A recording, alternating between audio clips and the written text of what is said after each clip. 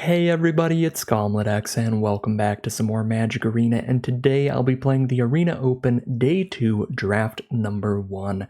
This is going to be a March of the Machine best of 3 draft where we're going to need to win 3 out of 4 rounds at least to make it to the Arena Open Day 2 Draft Number 2.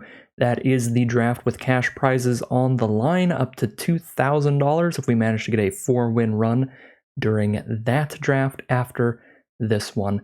So pretty exciting stuff. We are in a very competitive event here. Without further ado, let's just hop into the draft. All right, here we are for our pick 1, pack 1 in the Arena Open Day 2 draft number 1. And I'm going to go with Invasion of Fiora here. A very powerful bomb rare. We can draft around it a bit, grabbing some legendaries so that it's potentially a one-sided board wipe. We can then immediately flip. If your opponent has no legends on board, sometimes you can just blow up their entire board state, keep one of your legends on board, use that legend to flip this thing, completely take over the game from there. Worst case scenario being an entire board wipe is not bad at all, and that's what we'll take. If that weren't in the pack, the next best cards are probably Emoti, Celebrant of Bounty. Just cascading once off of this 5-mana card is pretty good, getting multiple times is ridiculous. Afara's Dispersal is very efficient interaction, as is Final Flourish. I think these would be my top 3 if Invasion of Fiora weren't in the pack. After that, there's like Gremlin, Intercessor, Gargantua being fine, but those are the next 3, I would say. Alright, pack 1, pick 2, we do get a very solid instant speed piece of interaction in black to follow up Invasion of Fiora. It's got Convoke as well to be played for very, very cheap. Could also go for Sculpted Perfection, but I don't want to marry myself to a second color just yet. Though this can be a very powerful card for the black-white archetype. Nothing incredibly good off color that would push me off of just taking the black card. Honestly, I think Collective Nightmare is just the best card in the pack, period. So it's nice to be able to follow up our black rare with the best card out of pack 2, which is another black card. Pack 1, pick 3 now. Here's where we may head off color. On color, we have Ichor Drinker and Invasion of Eldraine, which are both solid role fillers in a black deck. Ichor Drinker actually plays a lot better than it looks in most decks. Even without any synergy, it's fine, and it's not hard to get a few pieces of synergy where it becomes very nice. Honestly, I think win rate-wise, Ichor Drinker, Kenra Spell Spear, Cosmic Hunger probably tied as the best 3 cards, something around that. So we could probably just stick to black again. Invasion of Eldraine can be really good in the right position. I think I would rather pick up the cheap creatures early, though, over the more expensive kind of battle sort of stuff. So I'm going to scoop up Ichor Drinker over Invasion of Eldraine here. Well, we are mono-black so far. Ayara First of Lochthwain theoretically works for a mono-black deck. I don't think we're going to make it all the way there, but it would be pretty hard to make it to playing red and white for Quintorius. I suppose this is kind of a 3-color format. There are dual lands in the set. A lot of mana fixing in green. That wouldn't help if we're black, red, white, but we could get like Skittering Surveyor and stuff to get Quintorius out, maybe some treasure tokens. I think Quintorius is the much stronger card, but it's going to be a lot harder to play than Ayara. These are definitely the strongest cards in the pack. I mean, Ayara is going to be pretty hard to play as well. We'd pretty much want to end up completely mono-black, and that just seems pretty unlikely. I'll take Quintorius Lore Master here. I don't think either of those are extra likely to get played, but they are the best cards in the pack by a lot. Gift of Completion is fine for just sticking to black, but Alabaster Host Intercessors are a really nice way to mana fix our white. We can plane cycle this if we don't have a white source on board, and if we do, this only requires 1 white mana to cast later in the game, which makes it my favorite of the land cyclers, because it's just easy to play off of the splash and help you get the splash for a card like Quintorius. I think I'm going to take Intercessor over Gift of Completion, which would also be a fine card. Alright, pack 1, pick 6. Eyes of Gitaxias and Meeting of Minds are the best cards here by a lot. Really good stuff out of blue. There's a solid white removal spell, but not a great one. This black removal spell is even worse. Neither of those are premium, like Collective Nightmare or Invasion of Fiora. I think I'd rather start speculating on blue with like Eyes of Gitaxias. Pack 1, pick 7, we get a Timuret Chosen from Death. We're pretty likely to be heavy into black. Double black is a little hard to play on turn 2, especially if we're going to play 3 colors. But Timuret's a very nice card to work alongside Invasion of Fiora, and it can help grind out a long game pretty well. Definitely the best card for us here. by a good bit. Now we have Herbology Instructor out of green and Meeting of Minds in blue being the best cards. We're already speculating on blue a little bit, so I think I'd rather take another blue card here than the green one. Although Instructor is a little bit better than Meeting of Minds, I would say. It's very nice when you flip it. But I think we're more likely to go blue-black than green-black right now. There's a Sandstalker Moloch pretty late. I'm not a huge fan of Traumatic Revelation, but it can definitely make the cut. You can discard your opponent's bomb, creature, or battle, and if they don't have one, you still incubate 3. So your worst case scenario is always 4 mana for a 3/3 over time. I guess we probably take Revelation to stick to black here, although this is best of 3 where Moloch would be really nice out of the sideboard, but I'm not a single green card deep yet. We'll take Revelation. Okay. Disturbing Conversion and Rona are both fine. Rona's pretty expensive. 4 mana, 3/4, very color restrictive. Is another legend for Invasion of Fiora. Yeah, Disturbing Conversion's not the greatest removal, but blue-black does get value out of milling both players. Might just go Rona for Invasion, but I'm not super hyped on it. Pack 1, pick 11. Guess an Urn of Godfire if we end up needing fixing and don't have anything good. Shapecraft could be okay in blue-black. You can give a Incubator +4/+3 and then draw a card, which could be a thing. Maybe that's more likely than Urn of Godfire. I guess so. We'll take Shapecraft.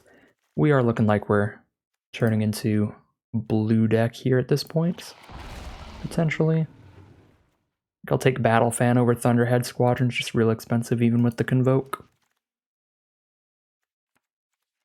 Alright, pack 2. What toys do you have for us to play with here? Cezanne, Perverter of Truth, pretty much unplayable. Everybody gets to draw an extra 2 cards every turn, but your opponent gets the 2 cards first. So often you'll play this, your opponent's going to draw 2 extra cards, and then they'll just use the removal spell they drew into to kill this. So you've just 3-for-1'd yourself, which is horrific. So, not a big fan of that. We'll just take the Artistic Refusal, an incredible late-game Convoke spell out of blue. Looks like we are likely headed into blue. Yep, Artistic Refusal, I think it shall be. Probably not getting to do Quintorius things. I'll keep the Alabaster in for now, but I don't think we're anywhere near Quintorius at this point. There is a Brutaclad, which would be sweet blue, red, white Brutaclad Quintorius, but I think just taking Blight Reaper Thalad's better. Great 2-drop. 2 mana, 2/2, you flip into a 3/3, get some 1/1s when you flip it and when it dies. Really clutter up that board. Super efficient card, I'm happy to take it here. Love to wheel the Unseal the Necropolis as the best card in our colors. If we can't get that, maybe Completed Huntmaster or Moment of Truth can be fine. Pack 2, pick 3, nothing good blue-black here. We could take a Jungle Hollow if we get past some good green. Invasion of Algrotha is fine, but not exciting. I guess I'll just cut the black card out of here, take the Invasion of Algrotha. Pretty easy Deadly Derision here. Incredible instant speed, efficient removal that also gives you a treasure token for a splash or to ramp you up. Deadly Derision is a premium card.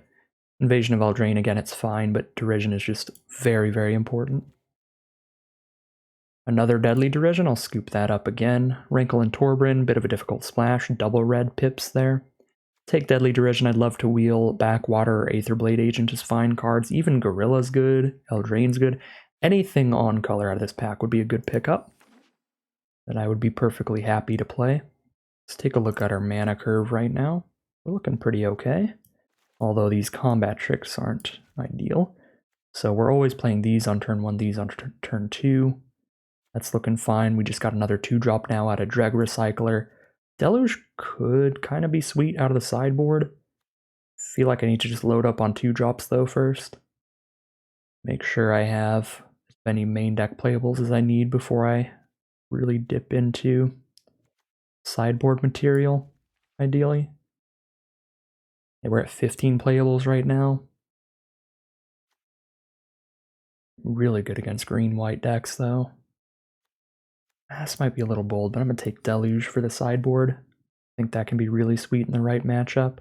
Okay, this is all garbage. I guess I could play Analyst for now. Not the most exciting. We can play Aetherborn for now, not the most exciting. Definitely have some filler cards in this deck. Blue-black has dried up.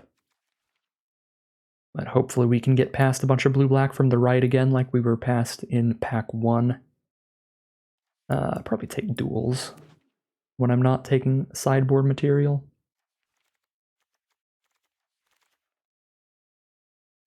Okay, got the Moment of Truth back. Not exceptional, but it could be okay. Probably getting cut. I mean, we got a couple Deadly Derisions this pack, which is huge, so we didn't get a quantity of cards for our deck, but we got some good quality that's going to help a lot with the double Deadly Derision. Conviction's fine to run like one copy of if you've got a lot of expendable stuff, but I think I only have a tiny bit of expendable stuff. And I'm never going to want 2 copies, so that's the kind of card I'll just, like, if I manage to get it, pick 13 or something. Maybe we'll run 1, but I'm not seeking it out, really.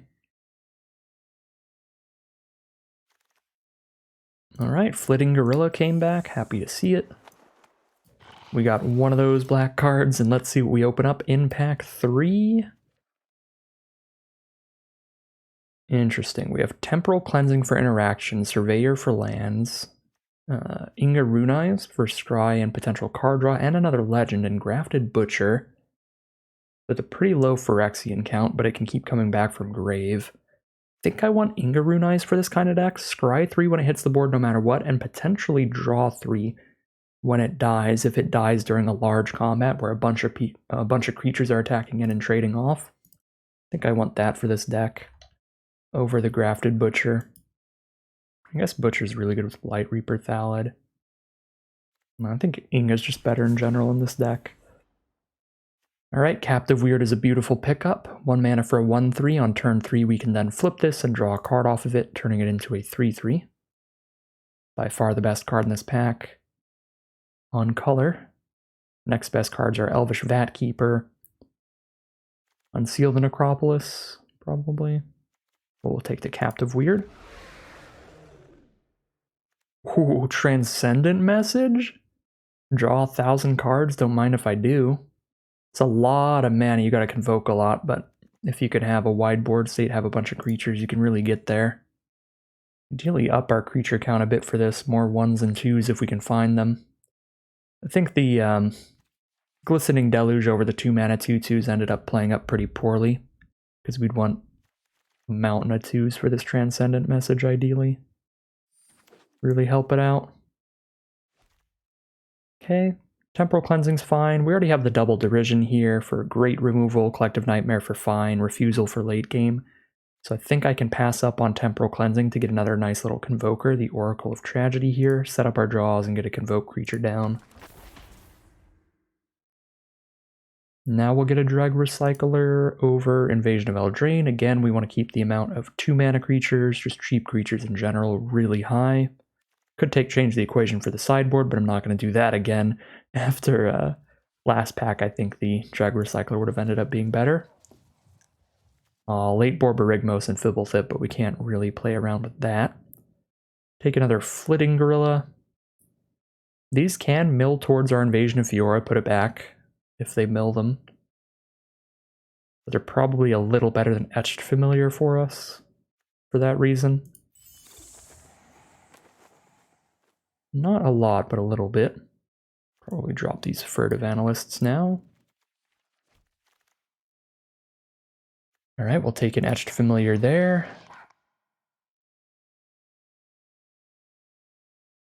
Drop the Shapecraft. Probably the Battle Fan. This is our 17 land deck. Pretty average, pretty reasonable deck today. Ichor Shade's theoretically fine. We can use like a removal spell during our turn, get a counter on it, and then sack a treasure later, get a counter on it, but I think Expedition Lookout's just more consistent, better early game blocker. Yeah, sometimes Shade pops off throughout the course of the game, but often it's just a little bit of an overcosted creature. We got the Unseal the Necropolis back. I actually don't think that's very good in this deck because we don't have any bomb creatures. It's still good late game value, and it fills the grave for our expedition lookout, so it could be a fine card.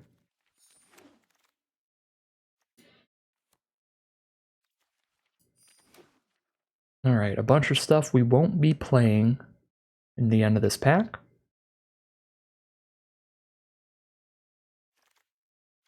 And we gotta do a little bit of deck building here when we are done with the draft.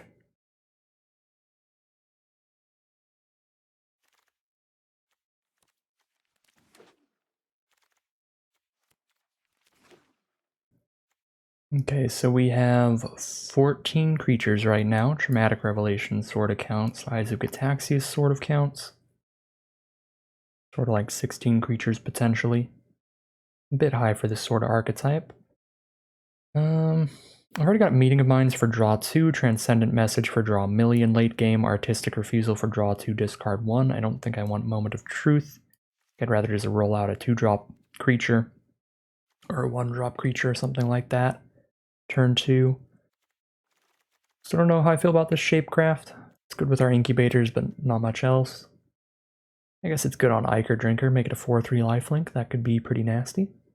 The fact that it draws a card is what makes it tempting. Always drawing a card as we cast our combat trick there. I think I can cut it though. With our other card draw in this deck. I kind of want to cut some combination of our 3s, maybe one of each. Right, because turn 3 we could be flipping a Thallid, we could be playing a 2-drop and a 1-drop, we could be playing an Eyes of Gataxias, flipping an Incubate token from Traumatic Revelation. There's some other things we can do with our mana on turn 3, and I think these are our worst creatures, Etched Familiars, Gorillas. Aetherborn doesn't look great in this deck. We don't have anything that we can make really big with lifelink. We're kind of just making something a 3/3 and gaining a little bit. Maybe we cut one Aetherborn, one Etched Familiar, call it a deck there. That seems pretty reasonable to me. I don't think we want to cut any of the 1 or 2 mana creatures. Oh, we do have a Captive Weird to be flipping on turn 3 as well. So yeah, there's 2 cards we can flip on turn 3. There's Incubator tokens we could be playing with between Drinker and Revelation. A lot of things we could be doing with our mana on turn 3 instead of these cards. Lifelink could keep us in the game. Maybe I'm on dropping both Familiars. I mean, that drains our opponent for 2 life, which is also keeping us in the game, similar to Lifelink. Really don't know here. I think it's some combination of these for the final 2 cuts. I don't believe we're cutting a land. We've got a big X mana draw spell and a 6 mana board wipe we want to hit as consistently as possible. We also have things to dump our mana into. Timrat has a mana sink, we have some incubators to be flipping, we have some creatures to be flipping on board. We could end up playing an Unseal and wanting to immediately cast whatever we pick up. Stuff like that. I'll go one of each here. It is going to be best of 3 so we can sideboard around depending on the matchups. We think Aetherborn's going to be great. Or Familiar is going to be terrible. Or Gorilla's going to be terrible. Maybe they have a bunch of 2/3 flyers or something weird. Definitely have the Deluge out of the sideboard. That's the one thing to really keep track of. Outside of that, it's just like if we need some combat tricks, we've got 2 of those. If a 1/4 blocker is going to stop them in their tracks, we can swap into that. We need more lifelink. We've got Aetherborn and a Familiar here. We have sideboard options, but I think this is a solid way to start the deck out. Yeah, I mean, we'll take a look at the mana. 15 black cards, 9 blue. I do need 4 blue to cast Transcendent Message, but it has Convoke, so 1, 2, 3, 4, 5. We've got like 5 extra blue sources for it. I think I like 8, 9 here. Message will just be kind of hard to cast. That's okay. I want to really make sure I can get my Derisions and my Timuret. Yeah, I like the mana base like it is. I think we will call it a deck there. Alright, here's a look at our Arena Open Day 2 Draft number 1 deck. We have a blue-black kind of control-y deck here, blue-black convoke-y deck. We're going to be running out a lot of 1, 2, and 3 mana creatures, and after that point, playing a bunch of really nice, really efficient interaction. So for the most part, dump everything we can onto the board for our very powerful late game Convoke spell of Transcendent Message, and try to blow up any important threats that our opponents have with 2 Deadly Derision, a Collective Nightmare, maybe make them discard a bomb with Traumatic Revelation. We also have Invasion of Volgrotha to shoot something, and Artistic Refusal to counter something.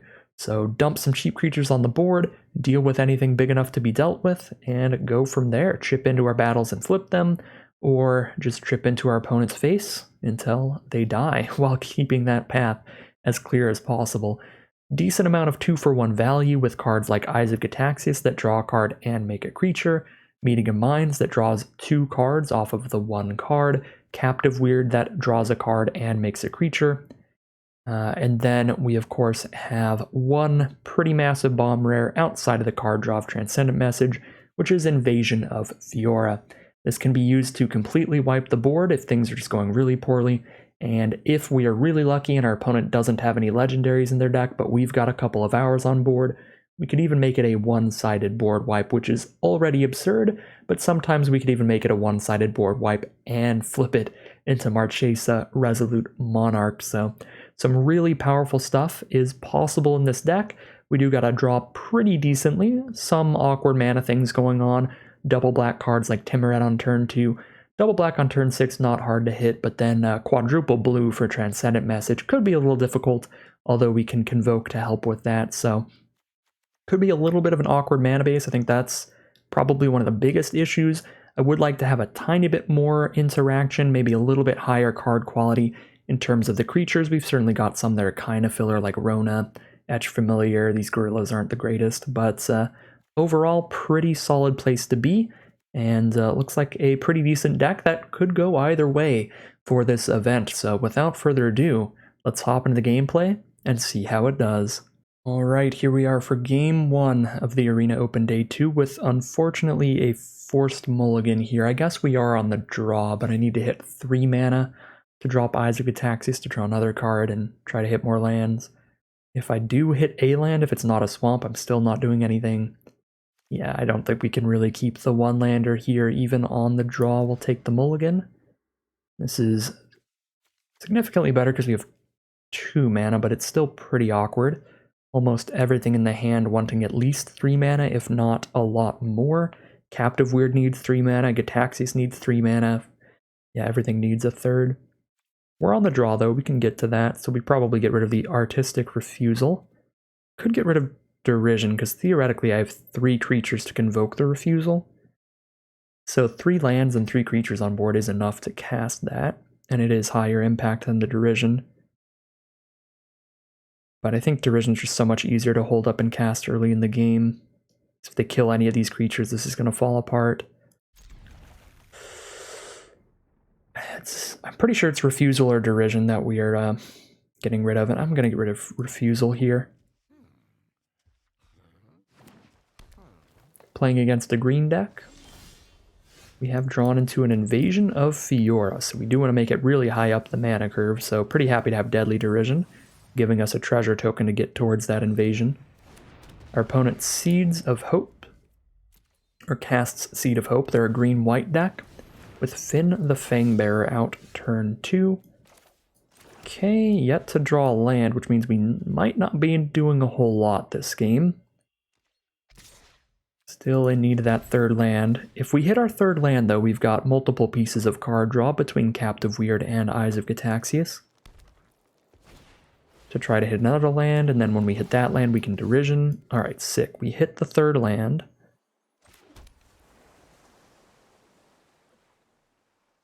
Flip the Captive Weird here, or play Eyes of Gataxias. If I play Eyes of Gataxias, I'm not blocking at all. If I flip the Captive Weird and I hit anything that costs 4 or greater, it's gone. But if I hit a land, then we can play that land next turn. I think because I pretty much just want lands here anyway, I just flip the Weird, and even if it exiles something that costs too much to cast, it still dug us one closer to the land, and it keeps the Alabaster Host from attacking us. Okay, I did hit the land, so we get to play that land next turn, which is phenomenal.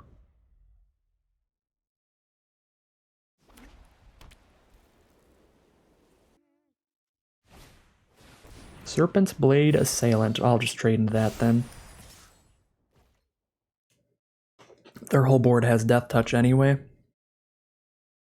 Conjurer's never going to kill anything better. It's just going to trade into a 2-1 Death Touch or a 1-3 Death Touch. We do have to be worried about them doubling up all the poison counter stuff with Finn. So we might just Deadly Derision Finn here. Rather than trying to wait till 6 mana. Feels kind of bold to try to wait. I guess I could cast Rona. Threatens to trade into Finn. And if Rona dies, it's not the end of the world, because if we ever flood out, we can recast Rona from grave. I don't really want to cast Eyes of Gataxias right now without the mana to flip that token.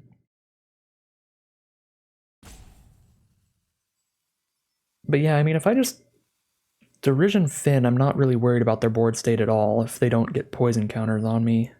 However, if I wait till I have 1 more mana, I can just Invasion of Volgrotha instead and keep Derision for a better card. Go for Rona here. I think that probably keeps Finn off of us unless they have a trick to save Finn, like the +1/+1 counter, protection from black, or something like that. Seal from Existence. Alright, they're going to exile Rona. We're going to take 4 poison counters. They have the 2 mana up. Oh, we might just be dead. If they have... Snap. So if they have the +1/+1 protection from a color, we're just dead, because they can respond by saving Finn. I could play Eyes of Gataxias and flip it, but then we're dead to instant speed removal. I feel like instant speed removal is more likely than the protection spell. Invasion of Volgrotha dies to the protection spell or a combat trick. I guess we can like arena cheaty face it and see if they're stopping. That was pretty fast, but they might have just slammed through there. I'm just going to go for it. We'll see if they have a thing here. Okay, they don't have a thing. I think if I tried to go to main phase 2 and my opponent sat there for like 5-10 seconds, I probably would have went for Derision instead, because that plays around like a +2/+2 combat trick as well. Or not as well. It wouldn't play around the protection spell, but it would play around the combat trick part for sure. Okay, so now we just have to worry about a 3-2 and a 2-2. They're not going to have any other ways to put poison counters on us unless they can reanimate Finn. So now feels like we can probably try turning the game pretty heavily in our favor. We go Eyes of Gataxias here. Start getting some 2-for-1s. Don't really want to invasion just those 2 cards. Pass turn. If they attack with the Sentinel, I'll flip and kill it. If they just attack with Assailant, I think I'll just take 3. Planning Invasion of Fiora instead. Okay, play a land. They have 6 mana. They go to combat. They're going to send in the Assailant. I don't really want a 1-for-1 trade into that with a potential board wipe coming up. And they're just going to pass turn. So they have 2 cards in hand they would be able to rebuild through a board wipe. Got a Derision for the scarier of the 2. Could also just flip this and attack Invasion of Volgrotha for 3. I think that's where it's at, though. 7 mana. Don't have the mana to do anything other than Invasion if I do cast Invasion here. Yeah, I mean, I think that's where we're at this point.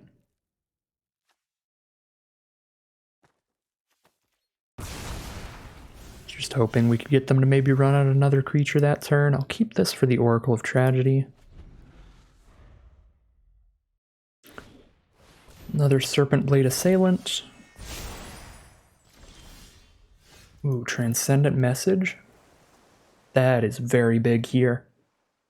So we can play a Flitting Gorilla. This can flip our Invasion of Fiora in 2 attacks. And I can just flip a 3-3 and block the Assailant with that, hold up Deadly Derision for now. Could have held up Transcendent Message if I didn't auto-tap there for the Gorilla. Went triple black, but I guess then I'm not holding up derision, so that's probably worse.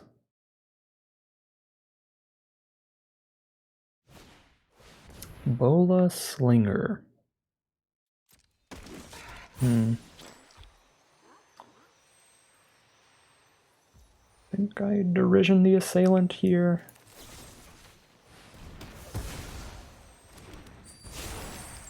And then I can flip the 3/3. Attack either of the invasions with both of my creatures, and all they can do is chump block my 3/3. In theory. Depends on what they have in hand here.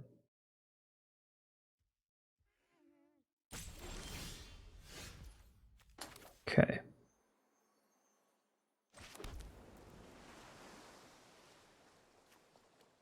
I like drawing extra cards, but I don't like taking or losing extra life. I might flip Grandma first.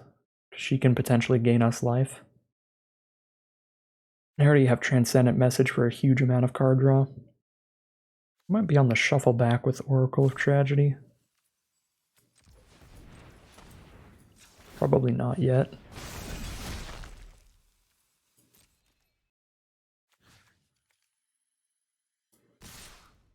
I feel like I'm probably still supposed to flip Marchesa here, even though the life loss can be painful. Still gonna do Invasion of Olgrotha though. Alright, cool. I am gonna play Oracle of Tragedy so they can't get an attack in with Bola Slinger. Put these two back in. I'm not gonna draw a discard. With Transcendent Message in hand, because I'm pretty sure this is the #1 best card in the deck, so it would just be mill. I don't think there's any other card I would keep. I would just discard anything else. Maybe I'd keep Timuret if I drew into that off of Oracle of Tragedy over Transcendent Message, but I'd have to discard a Transcendent Message to do that, which would be super bad. Wow, okay, I guess they tap 2 of our creatures when they attack with that Bola Slinger this turn. Well, this is pretty ridiculous. The double Bola Slinger board state.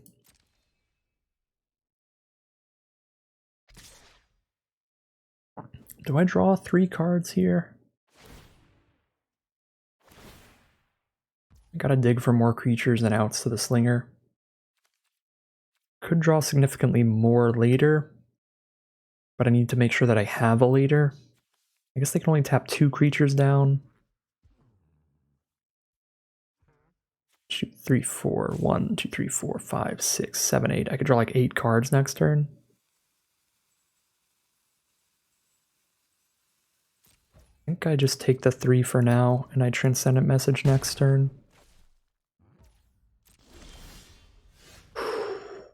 Timuret, you are beautiful, you are a gorgeous card, and I love you.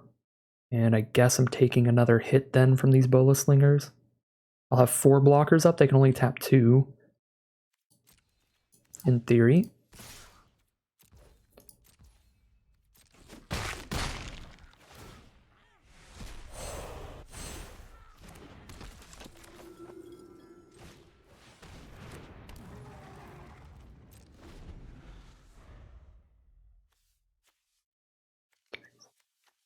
Could draw 7 off of Transcendent Message if I tap my whole board, but I don't think I can do that.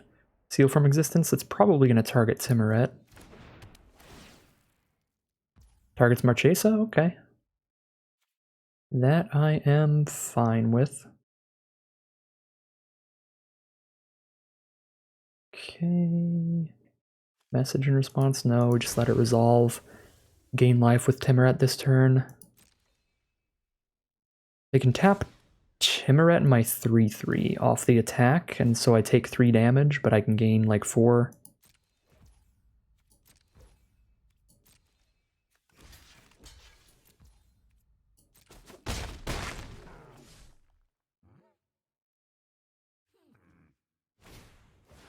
Kithkin Billy Rider. Have to sack the treasure to gain more than this much, though. with that. I'm already overkill messaging whenever I do finally cast it.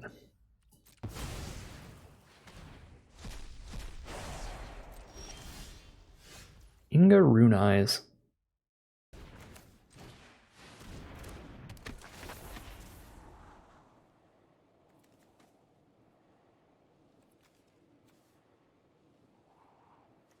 Love removal. Love a lifelinker. Tap tap. They tap Inga, tap my 3/3. I have a Timuret and a 1/3 up. Timuret on the 2/3. 1/3 on the double striker, take 3. Gain 4. Could hold Grandma back. With Transcendent Message, I'm like so locked into winning if this game just takes forever. So let's focus on making it take forever. Now they have to tap down Grandma and Inga. And then I just trade a 3/3 into the 3/3, put a Timuret on the 2/2. They just get 0 damage in.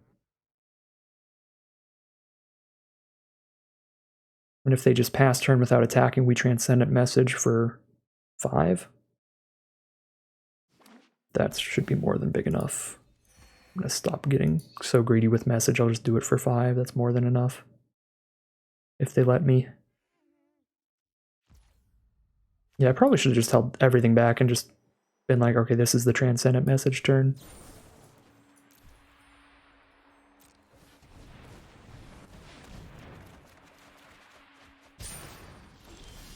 Okay, now we are just golden.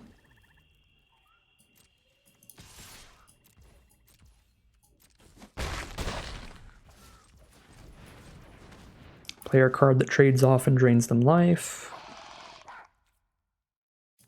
Play our lifelinker. Hold up Deadly Derision just in case.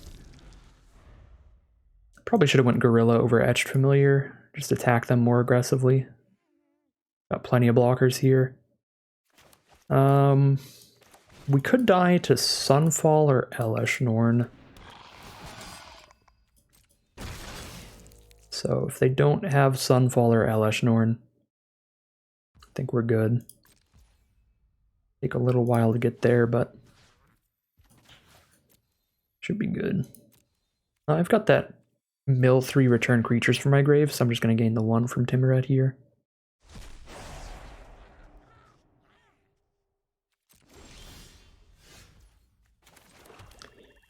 Okay.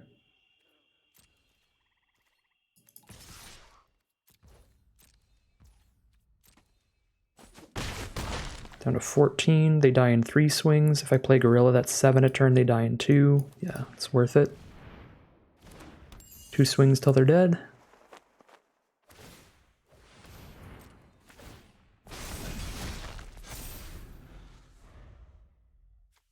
I only have 1 counterspell in the deck, and it's, I think, on the bottom.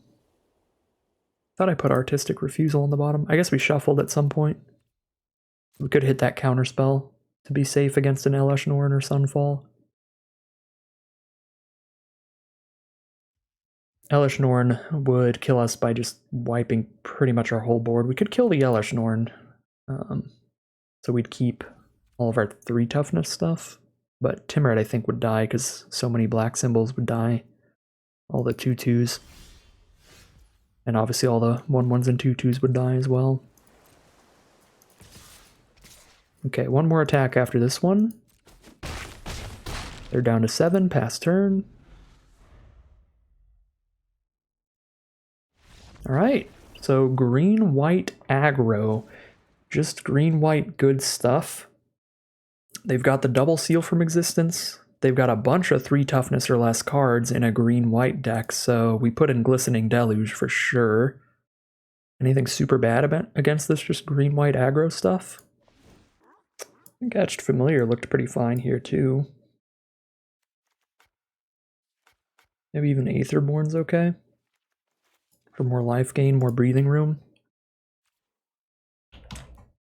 Okay, what looks bad in this matchup? The Derisions are great. Transcendent Message was great. Refusal's great late game. Meeting Minds is fine. Nightmare's fine. Maybe Traumatic Revelation. We didn't see any really powerful creatures or battles. They probably have something worth revelationing, but we haven't seen it yet, so could drop that for the Glistening Deluge.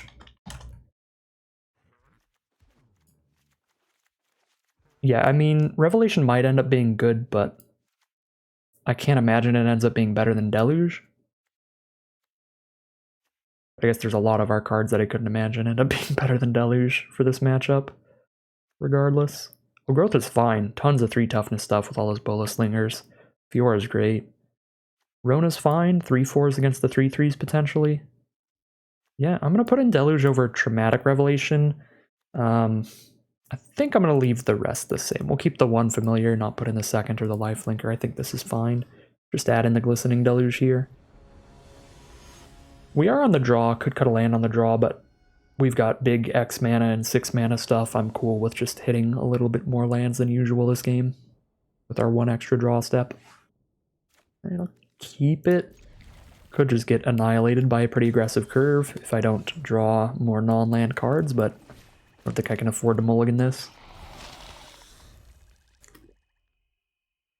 We have a good 1-drop and 2 great removal spells.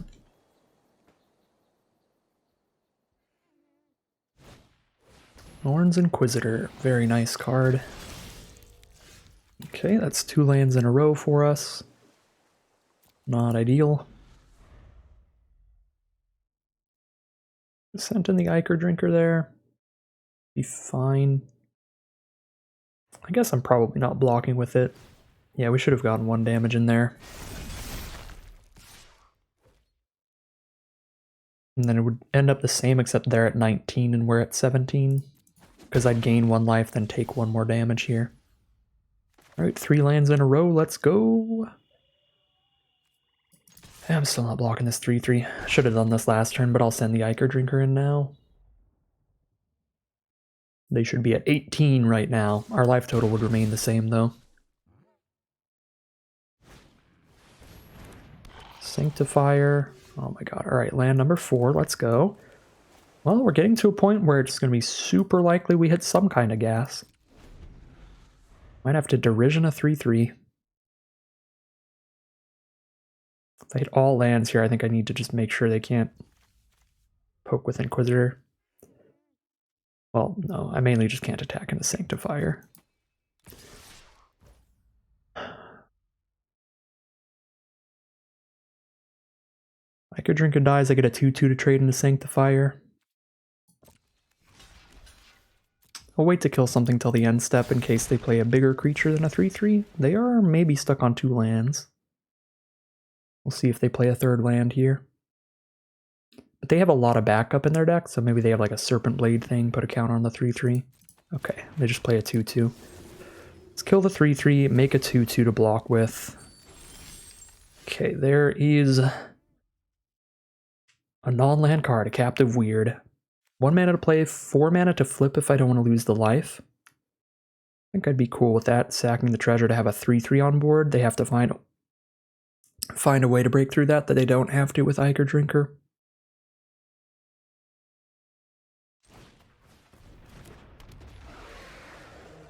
Could pay the 2 life, but that doesn't give me enough mana to incubate and flip the thing already. And I'll have 5 mana up here. Next turn, I'll have 6, even if I crack the treasure, so I think it's worth cracking the treasure for 2 life.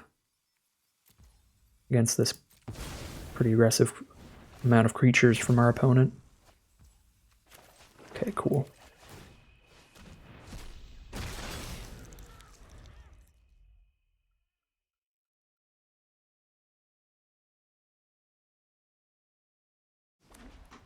Alright, that's scary. They've hit land number 3. If the game goes long, better to be mana screwed than mana flooded. Because this means they have 6 relevant spells to cast. One of which is a Knight Errant, which can draw them 2 more creatures, which it did. Good grief, we basically need to hit Glistening Deluge, or we are busto here. We're already far behind in card advantage just from drawing way too many lands. And now they've doubled up a Knight Errant of Eos into 2 extra creatures. That's a 3-for-1 there.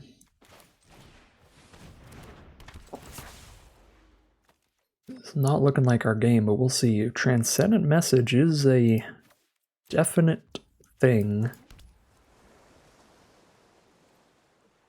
That can help us try to find the Glistening Deluge and turn things around. We actually have 2 board wipes in this matchup because we have Deluge and Invasion of Fiora. Either one of those would be massive. Could message for 3 if I need to just pop it immediately, but I would much rather just try to get a Derision on Knight Errant. Just have some blocks this turn, and then Transcendent Message for 1,000,000 next turn.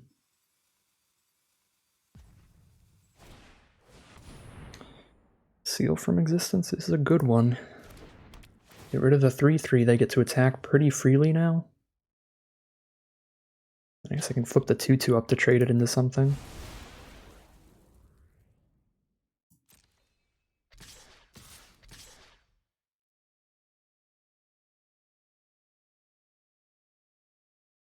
Don't have the mana to Derision the Knight Errant and flip the 2/2. Just more life to kill the Knight Errant.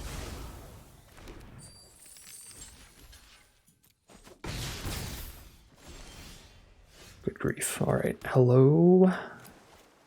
My next land? We're gonna flip the 2/2, make our blocks, and Transcendent Message for all that we can.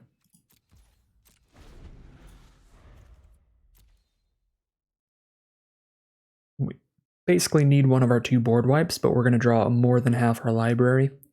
We're already 16 cards deep, we're gonna draw at least 4 off of this. I think exactly 4, because I spend 2 mana to flip this, then I have 4 plus 1, 2, 3, 4. Yeah, we'll draw 4. So we'll have seen exactly half our library. So if we can find one of our 2 board wipes in the top half of our library, we can still be in this game. They're still going to have a full grip of 7 at this rate, it looks like. But we survived the initial onslaught and have probably a bunch more spells to cast after the board wipe to try to stabilize.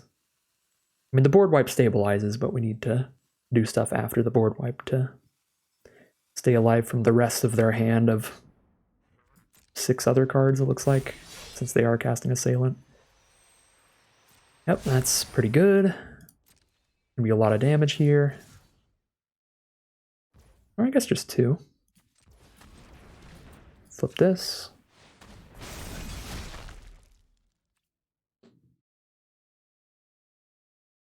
One, two, three, four. 1, 2, 3, 4. Yeah, we're gonna be X equals 4 on the card draw.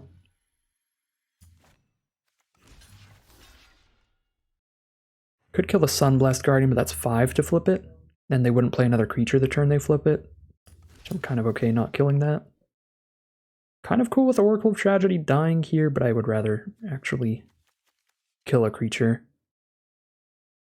I guess I could kill a creature and have Oracle of Tragedy die. If I kill Guardian instead of Inquisitor. Digs me 1 card deeper for the board wipe. But if I don't manage to hit it, probably having 1 blocker left is pretty important.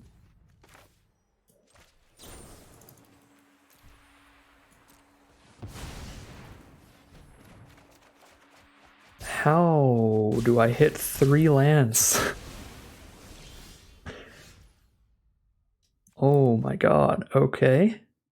That's 13 of my lands? 14 of my lands? There's 3 lands left in the bottom half of my deck? Okay, well.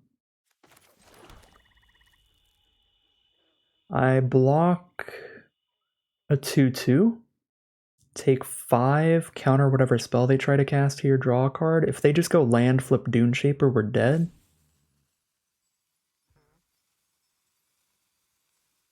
I don't have the mana to Artistic Refusal and cast anything else afterwards.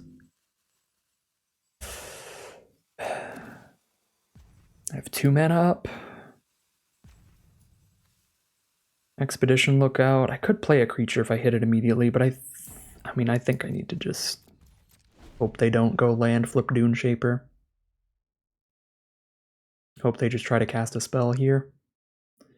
Listen, if I can have 14, we can just have the opposite effect here. I can have 14 of my 17 lands in the top 20. They can have 3 of their 17 in the top 20. And they're probably only running like 16 because they're pretty aggressive. So they didn't hit a land. So attack everybody. We trade Oracle into the Assailant. Take 5. Draw a card, discard a card.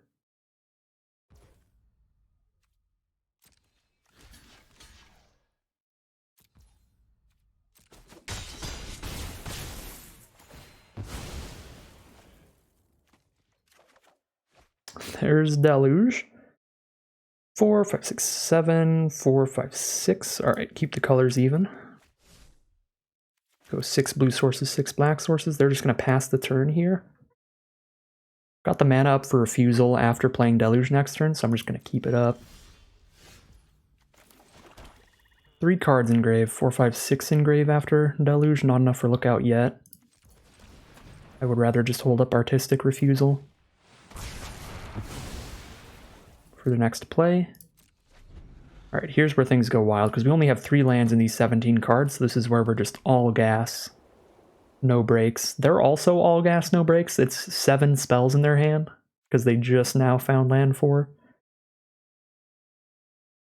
So, we've got a real game of Magic now, but I'm at 3 and they're at 1,000,000. Alright. Counter, draw 2, discard 1.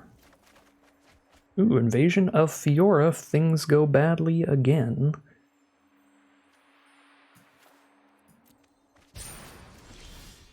Etched Familiar is nice. Got no instants to hold up, so we're just gonna roll out.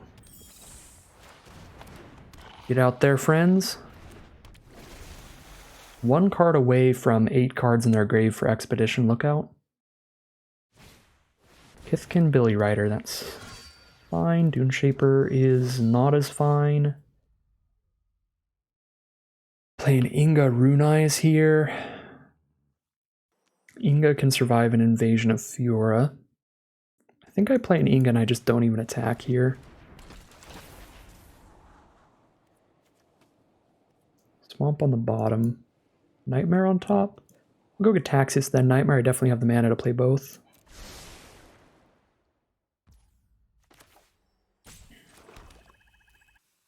Dune Shaper can be a 4/3 trample. I can double block. Billy Rider I can just block. I'm going to play it safe and not attack at all. Probably have to Invasion of Fiora next turn. But if they don't manage to get any attacks in, I could just play Eyes of Gataxias and hold up Collective Nightmare, and then wait 1 more turn for Invasion of Fiora where I could play it and immediately flip it. But I'm at 3. I'll be at 5 with an Etched Familiar on board. 5 life, is it worth flipping a Marchesa? Also be 5 life with like 10 cards in library, so I actually don't even think I want to flip Invasion of Fiora later this game, potentially. Because card draw and life loss could both be deadly in different ways. Sigil the Sentinel, counter on the Billy Rider, Finn the Fangbearer. I kind of want to just kill everything with Eyes of Attack, or with Invasion of Fiora. I'll give it another turn, I think. Collective Nightmare plus a 3/3 out of nowhere should be enough to survive. And then we Invasion everything.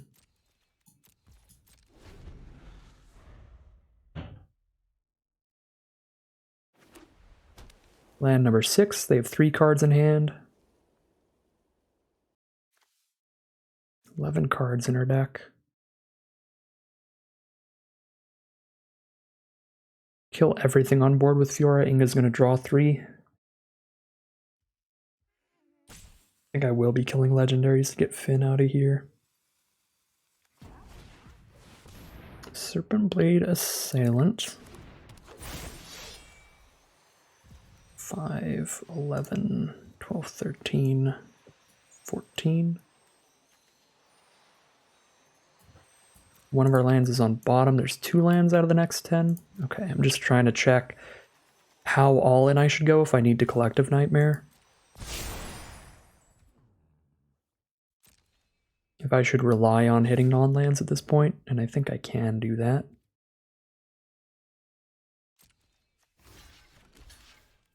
Just block with Etched Familiar. Drain them for 2. They're just going to pass turn, 2 cards in hand. They're probably both green creatures then. Blight Reaper Thallid is the draw, so I can have a good board state after this. I'm just going to flat out destroy all creatures here, I think. Flitting Gorilla is going to mill 2, but we put our best creature from grave back on top. Just get an Etched Familiar at worst. But we're going to mill 2 and draw 3. That's sketchy. 5 cards down. We're definitely not flipping this invasion then. Okay.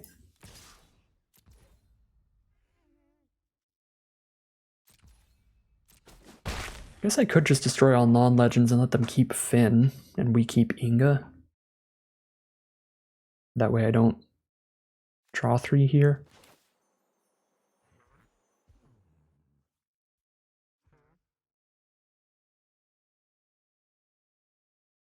I'm just gonna clear it out though.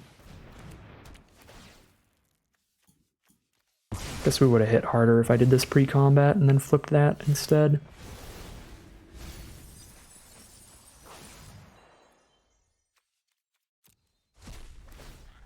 So I want to redraw probably Expedition Lookout at this point, actually.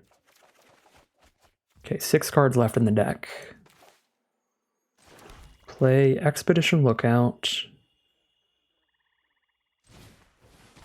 Play Blight Reaper Thallid and flip the 3/3.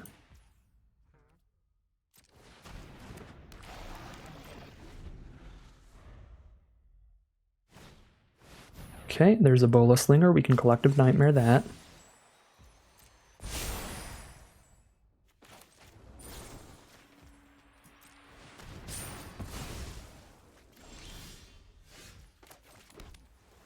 One more land in there now.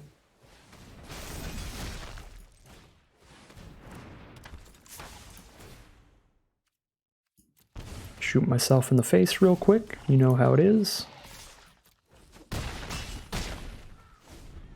There's still a Timuret in here. These 4 cards. That would be helpful. Daxos, Bola Slinger from our opponent. Still get an unblockable with Expedition Lookout. Do have to worry about milling out. I've got 5 cards left. Have to kill them with these 5 cards. Dreg Recycler can put in some damage. A 3/6 Daxos? Good lord. Alright.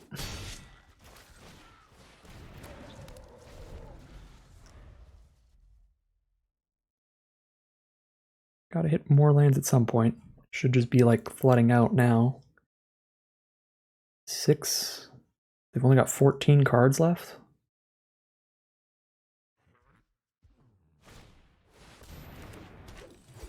No more lands yet.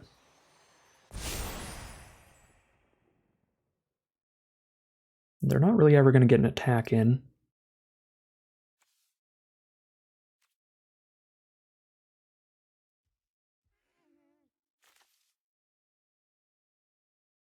Invasion of Olgrotha can shoot them in the face. Flitting Gorilla can attack them directly. This is a 3/6. If I kill Bola Slinger instead, this turns into a 3/5, which I still can't attack into. I probably should have kept the land for Rona to be able to be recast. Am I on face McShooty here with this thing? 3 cards left. A flyer, a Timuret, and the bottom card is the land. There's a flyer and a Timuret. We're trying to hit the flyer first, ideally. We could start Dreg Recycler, sack the Thallid, then sack the Sapling, then sack another thing to speed up the damage to them as well.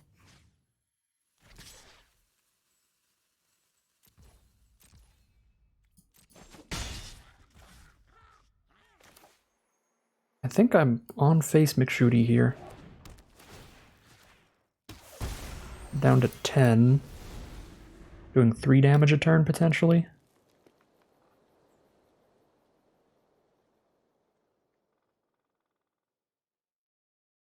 Two from Lookout, 1 from Recycler. We know we can hit a flyer soon.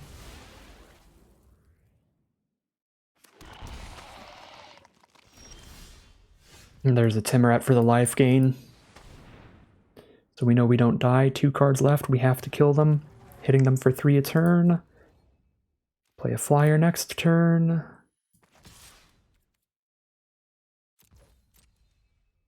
Wide enough board state to attack with everybody for like 2 extra damage on the final turn. Okay. Draw a card off the Moloch, gain a life from Daxos is rough.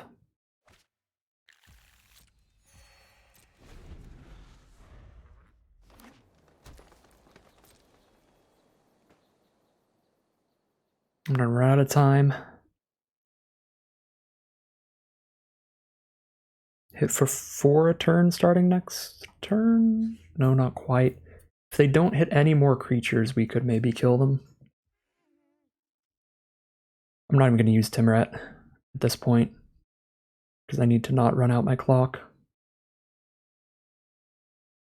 We know our last card's a flyer, so hit for 1, they're at 7. Hit for 2, they're at 5. They go down to 4, and then we have 4 unblockable damage, because we're playing a flyer next turn.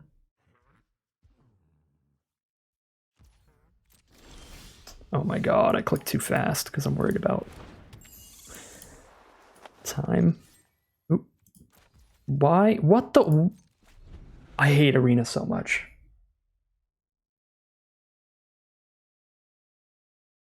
I was trying to undo. I clicked on this and then I clicked spacebar to click attack, and clicking this and clicking spacebar highlights all your creatures to attack with them. Then I was trying to unhighlight all the creatures, so I clicked that and it said no attacks. So I guess we lose then? I guess Flitting Gorilla makes sure we have 1 card left when I sack it. We can still get there, but now it's going to be significantly harder. And now I have to waste time gaining life.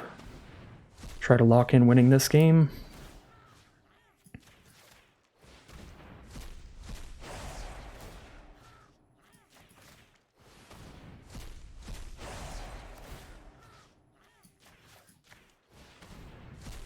Should have been a lot easier than it's going to be.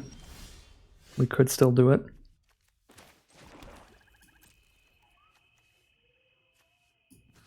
Oh my god, now I exiled 1 too many cards from their grave. Good lord. What a punt fest at the end of this one. This game was winnable.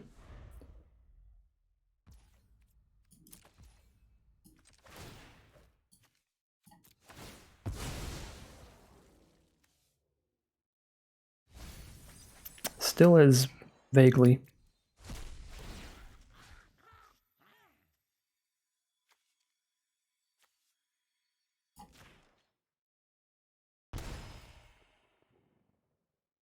They have removal for Drug Recycler, or do we win?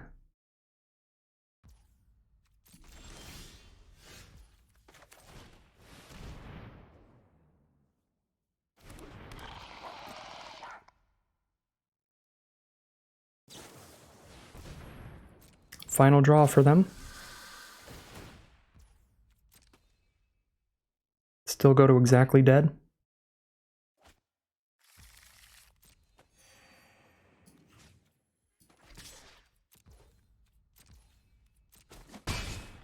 Okay, let's play a little faster next round so I don't have to deal with that. Oh my god, so I don't have to deal with that button-clicking digital magic punt fest next round. That was stressful. Oh my god. Yeah, I had no idea. If you click on one creature and then click spacebar, it highlights the rest of your creature and tries to all attack. And then I have no idea what the hotkey is to undo that, so I just tried to undo it over on the no attack button. That was just skipping the attack entirely. Oh.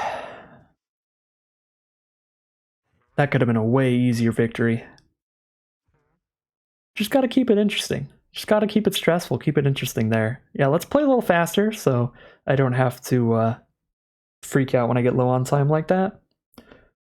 Because that ended up in a position where then I had to, yeah, really start finding ways to close out that game because there was no way we were going to have time to finish out a game 3.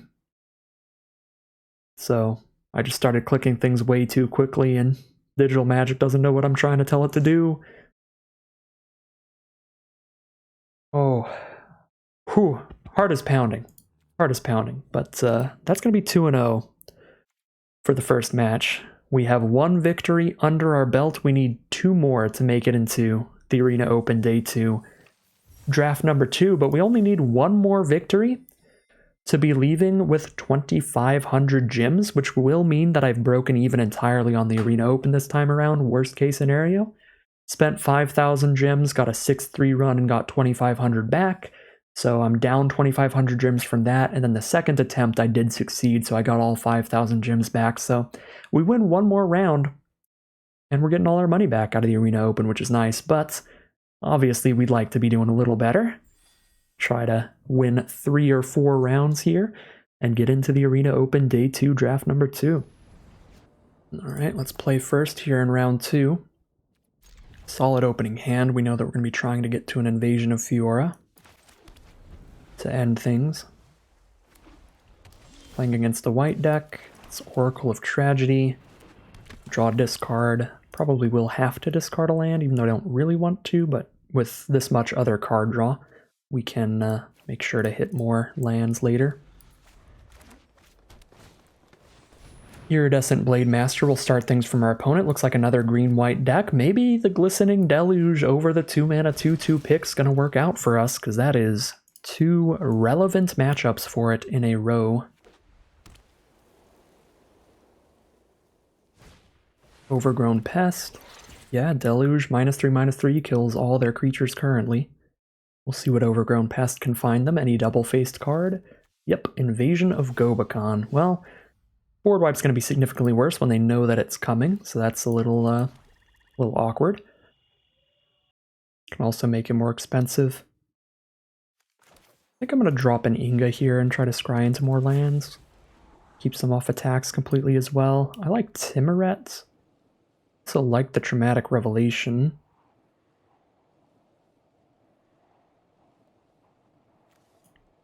Meeting of Minds to draw the cards. I like all this stuff. Just Meeting of Minds into hitting these. Take the Revelation first while their hand's the most open. Well, we need to make sure we have land for turn. We'll go land for turn, then Revelation, then Timuret, I guess.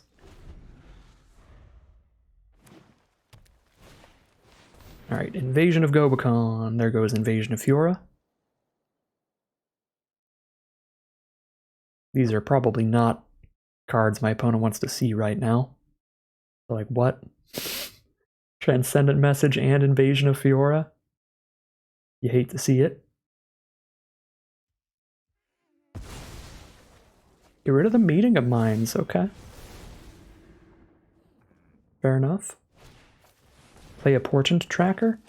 Still play more creatures out here.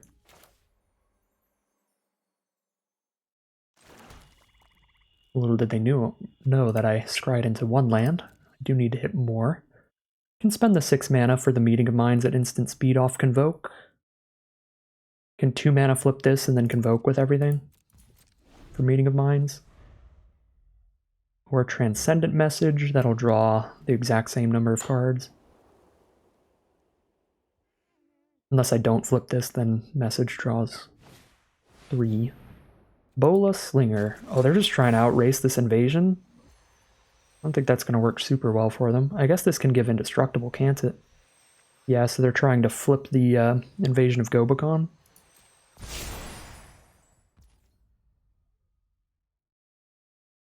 They can tap 1 thing. I can still definitely have a blocker up.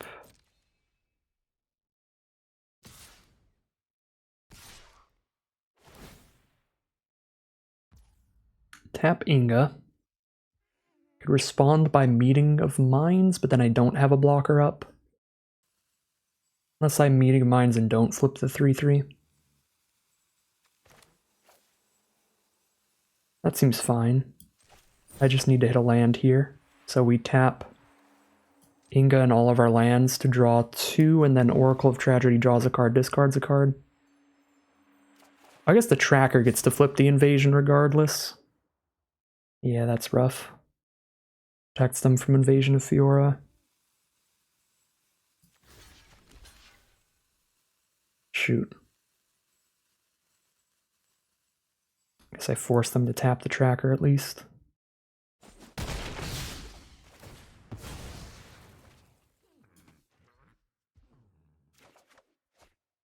Okay, wouldn't have hit the mana anyway. Potentially. If I don't hit the 6th land here, then there was no way, even if we stopped port and tracker nonsense from happening. Okay, we hit the land. Dang it. But I didn't have any way to get to this land without casting Meeting of Minds, and I didn't have any way to block with 2 creatures and cast Meeting of Minds. Because I would have had to flip this, block with a 1/3 and a 3/3 to stop this.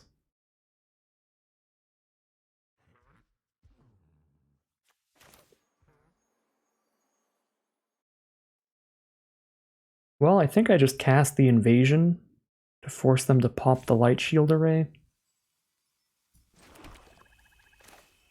So you're just always going to have it at the ready, and it's going to keep giving +1/+1 counters to their entire board every turn if I let them keep it.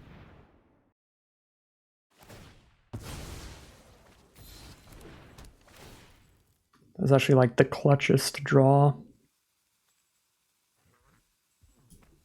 of all time off their Overgrown Pest. This invasion is kind of perfect against our deck. Well, against our Invasion of Fiora, Glistening Deluge can still get through that.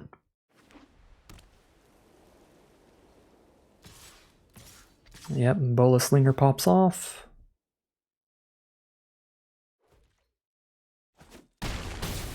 Down to 11.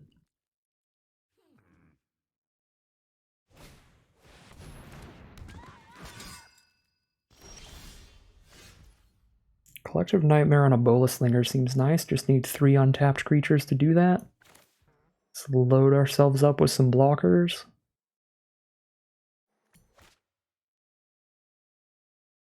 I guess if I tap my whole board to shoot that, then I don't have the blockers up. So I kind of do want to actually just hold 3 mana up.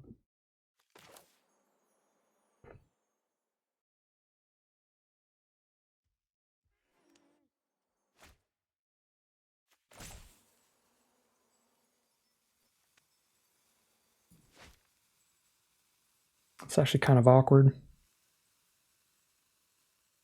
I'm gonna Revelation and see what's up in their hand. Get 2 3/3s here, I think. Cosmic Hunger, Elspeth, Smite, so 2 pieces of removal. Okay, and then since Inga's gonna get tapped anyway, I think I Collective Nightmare tapping Inga to kill the Bola Slinger, and then flip a different 3/3 blocker. Or I could flip a 3/3, tap that towards the Collective Nightmare, and then if Inga dies and another creature dies, we draw some cards. I don't think we'll be drawing cards though, because they'll just throw removal at our blocker. Yeah, double removal in hand is just a very good aggro curve from our opponent. Our hope here was to Invasion of Fiora, and they had the Indestructible to the whole board to counter it, so this is too much aggro. Come on, Glistening Deluge. Put in some work game 2, game 3, shall you?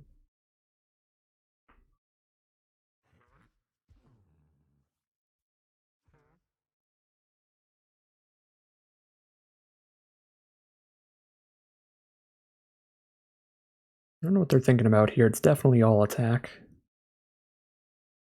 I guess they're scared of Invasion of Fiora flipping. And they can just attack. Okay. I'm cool with this. And say they can Just attack with her. I don't think it's a big deal if Invasion of Fiora flips and they have multiple removal spells to just kill anything I try to hit it with. Anyway. Force them to use a removal spell on this 3/3.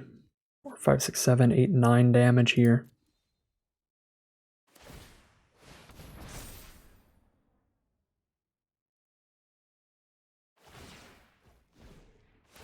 Oh yeah, they can untap lands. That's cool. This game was already over. Alright. That's kind of obnoxious.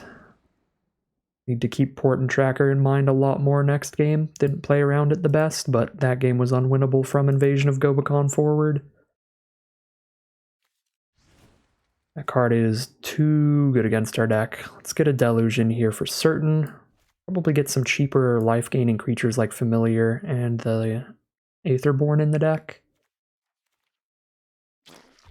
Could go for some combat tricks here. I don't think that plays really well against their instant speed tricks like Elspeth's Might and Cosmic Hunger, though.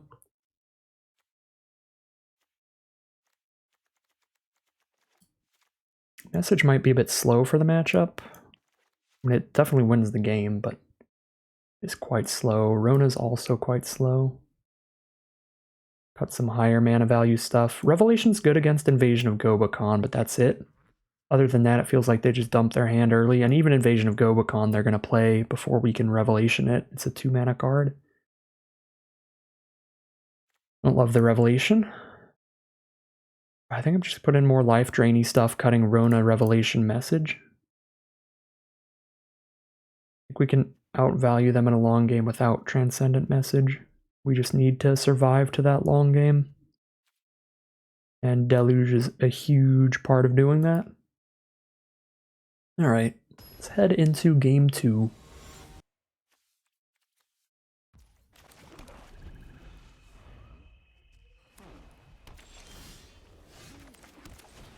Alright, here's Dreg Recycler, pass the turn.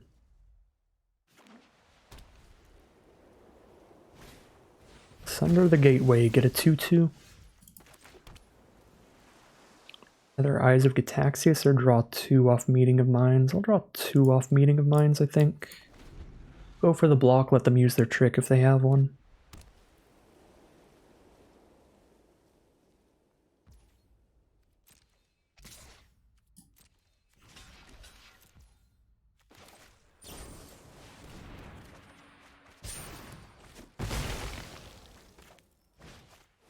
Kiskin Billy Rider. Invasion of Volgrotha can kill that soon. Don't really need a 2/2 flyer down at all. Let's Eyes of Gitaxias. Let them hit us for a turn. Invasion of Dominaria. They can hit that for 2.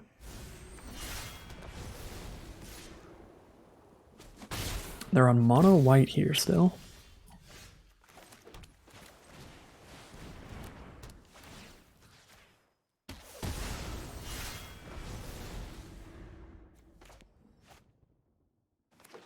There's the green source.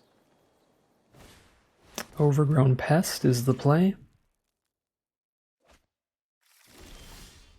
Etched Familiar is the draw. Could hold up Artistic Refusal and just flip a 2/2 if I don't need to cast it.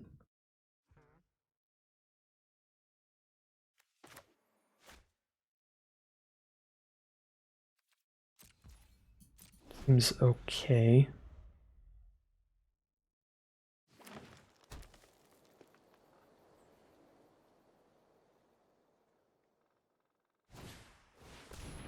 Okay, you can play a Blade Master, that's fine.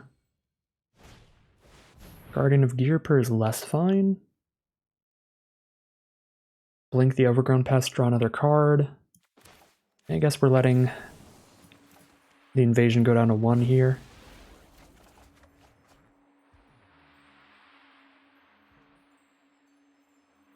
Need ground troops to block with. 2, 3, 4. Probably 2 2-drops and a 3-drop's what I'm going to play. Maybe to drop the 4-drop.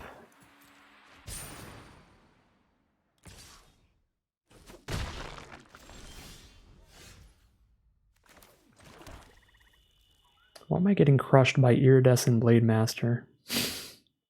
Of all the things, Blade Master putting in work here.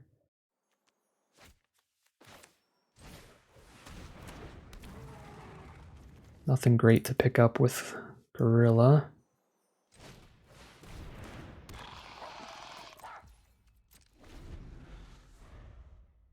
I'm gonna say we're not gonna have any good blocks for Blade Master. I guess I could double block it. Let them kill Timuret.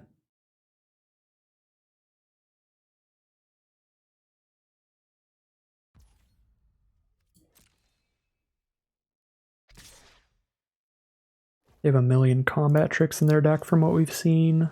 Instant speed removals like Cosmic Hunger. If they had Cosmic Hunger, they could just use it to flip the invasion anyway, though. So it's probably the 1 mana 3 damage to a blocker. I think we just load it up. Gotta be 2 spells here to make this really bad.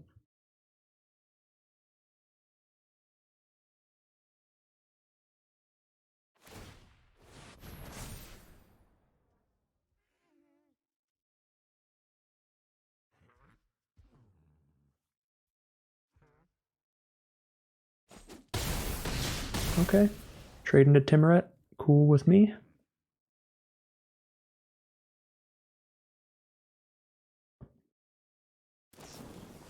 They are gonna flip it off a Cosmic Hunger. Deadly Derisions, where you at? We've got multiples.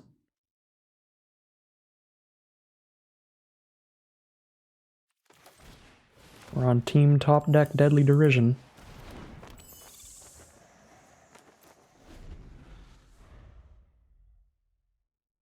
Don't really want to double block the Faithkeeper, but I might have to. Okay, well that's not happening.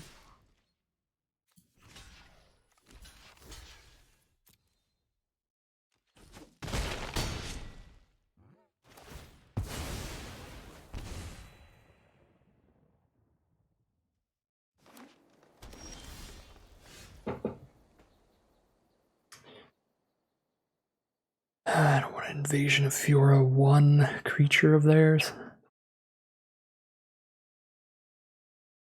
Just start chumping with 1 gorilla at a time for a little while. Until they play more stuff.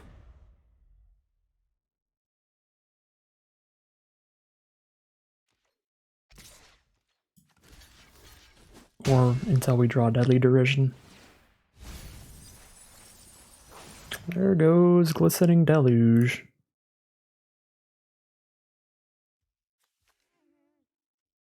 Could put a Timuret at top. Timuret gains life and survives Invasion of Fiora. Timuret's not a Deadly Derision, but gives us a creature that we can play while still trying to get them to play more stuff into the board wipe. I think that's fine.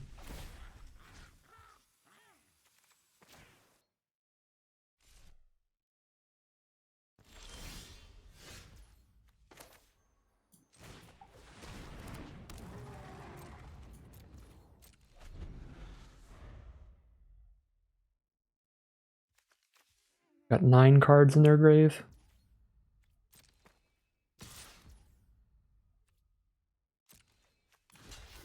See what we hit this time.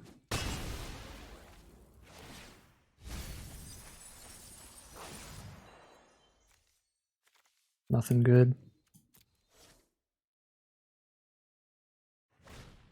Okay, they do play a Sigil Sentinel.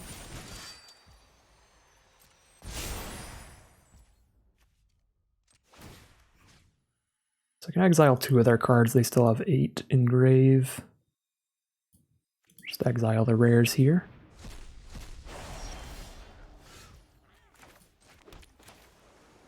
Go for it.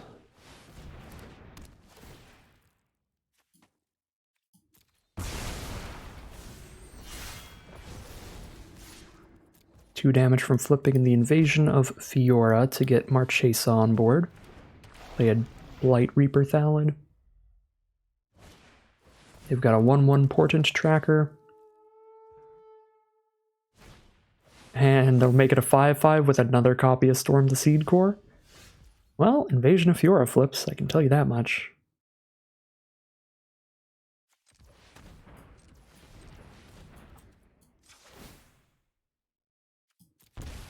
Now we've got an unblockable Expedition lookout as well. How did that make Timeret smaller? This doesn't have a black symbol anymore on the flip side? Wow. Well, I guess that's a punt then. That's annoying. Now they get to kill Timeret. I can't believe that makes it smaller. Alright. Should have played Etched Familiar then. They would have only been able to kill the Blight Sower Thallid, which isn't a great kill for them.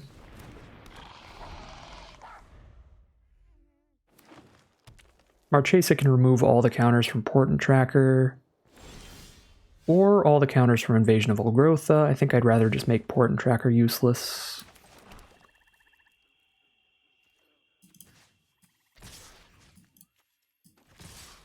And we should just be firmly winning the game now.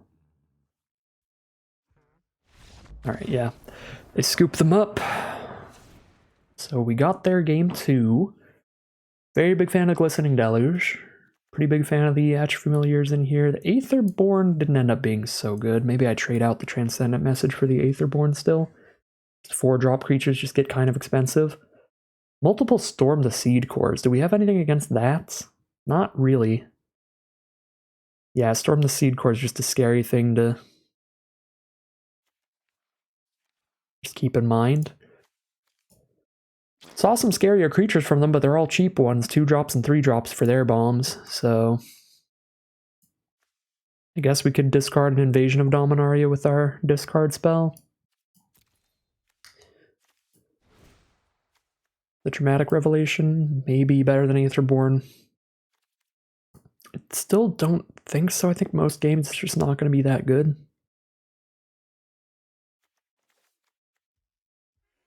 I'm going to put the message back in over the Aetherborn. We'll keep.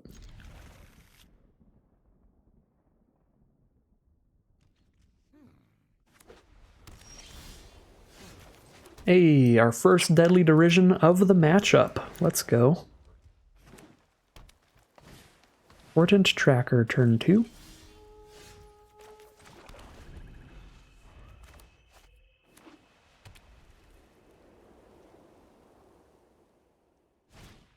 Kithkin Billy Rider. Just flip the weird, have it as a blocker if they don't have a trick.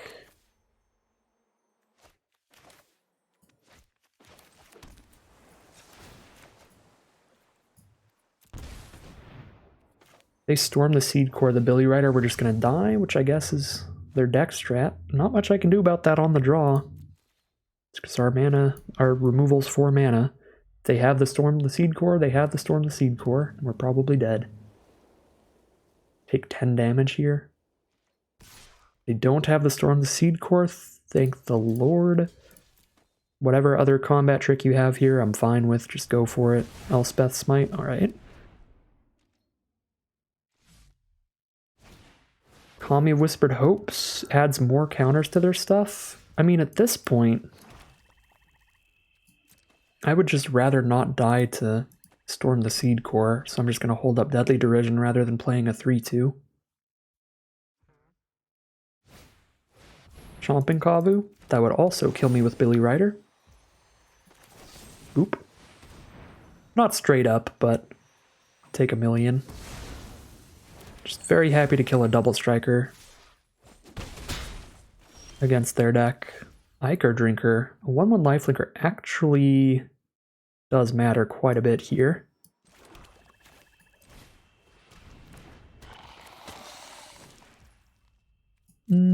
Familiar is a better blocker for Kavu, but Eyes of Cataxis draws me a card and I can still trade a 3/3 into it, which is fine. I think Familiar's okay. Then I can keep my treasure token. Still locks off their attacks if they don't hit a Storm the Seed Core. If they do, this Kami of Whispered Hopes is going to go nuts with it.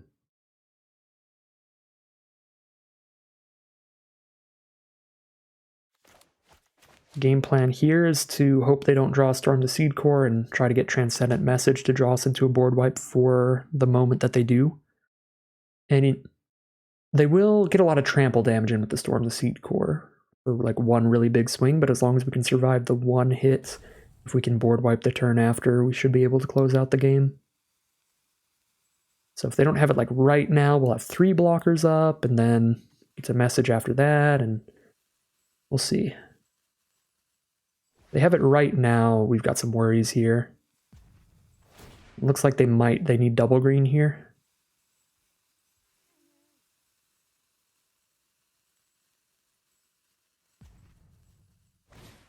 Yep, they've got it right now. All right, that is the worst time for them to have it.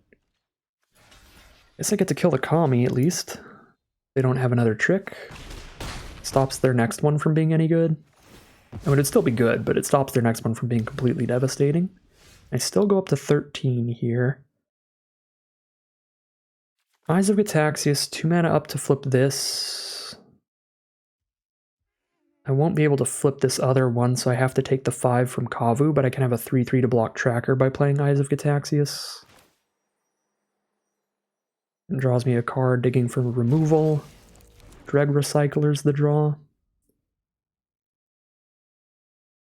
I guess I can go 2 mana for Recycler and 2 mana to flip that 3/3 and double block kill Kavu, potentially. Oh no, I can't block Kavu with a 2/2 anyway.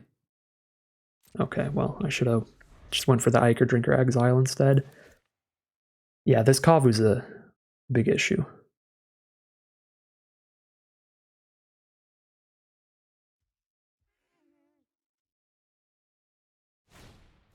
Invasion of Dominaria. Oh, God, no. Flip a 4/4 flyer. 4/4 Flying Vigilance off of a Kavu attack. Kavu to the invasion, no other attacks. All I could do is flip this trump. I think I let it happen, keep the blue source for Transcendent Message here. I don't think I played that last turn out right. Could have been in a better position against Invasion of Dominaria here.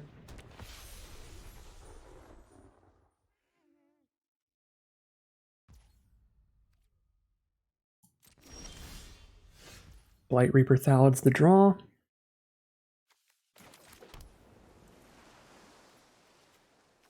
For 5, Transcendent Message for 5. Chump block and Transcendent Message for 5 it is, I think. We just have to hit a board wipe. Could play a Flitting Gorilla. If the Gorilla dies, it digs for the battle. That's a board wipe.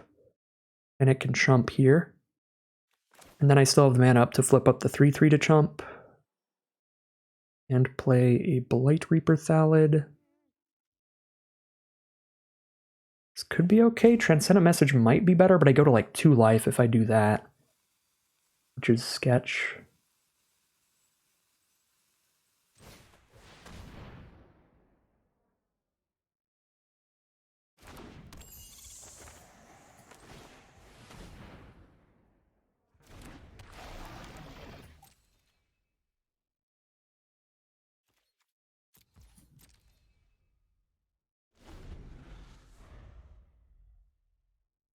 This could get me to a position where I have 2 3/3s to block the Kavu. I have a Blight Reaper Thalid and a 3/3 Incubate. I let the Kavu in for 1 turn. Take 5, but gain 1 off Recycler.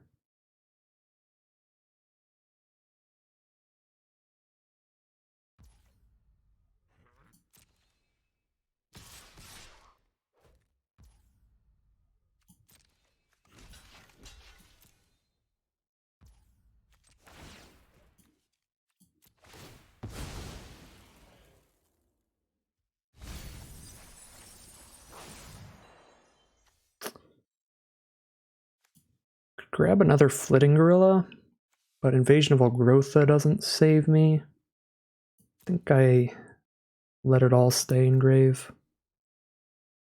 Just digging for Invasion of Fiora.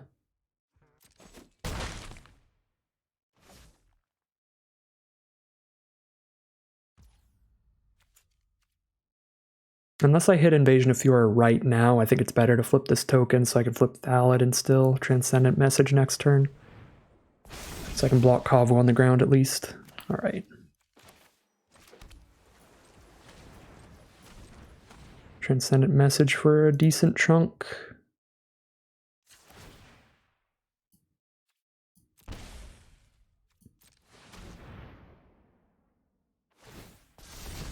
Two blockers for Kavu.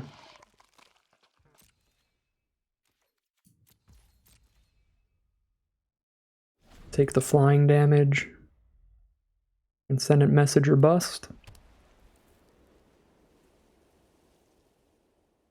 Thinking 6 cards deep. Be about 3/4 of the way through our library after it. They have another Storm the Seed Core, we're just dead. Oh. Guess we're not? If they put it all on Faithkeeper, we'd be dead. Oh, it's all trample, so we're still dead.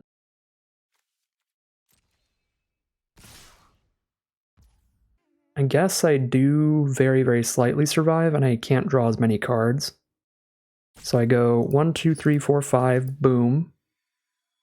Oh, I can't. Because that can't be blocked by 2s. This is Exactsies. Because the stupid Kavu can't be blocked by 2s, I have to block like this. And then like this.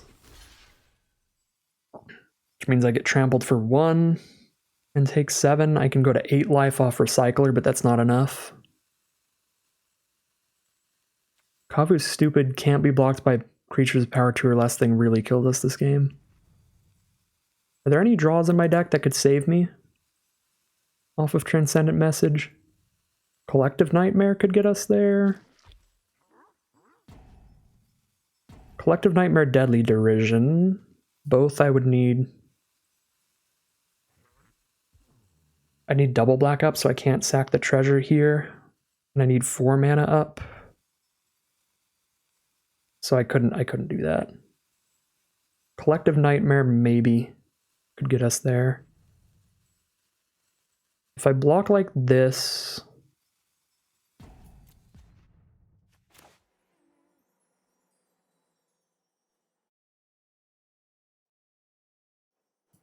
storm the freaking Seed Core. I have 2 mana up. I need to hold 1 creature up for Convoke. So I can do this for 3, and if it's Collective Nightmare, could be okay.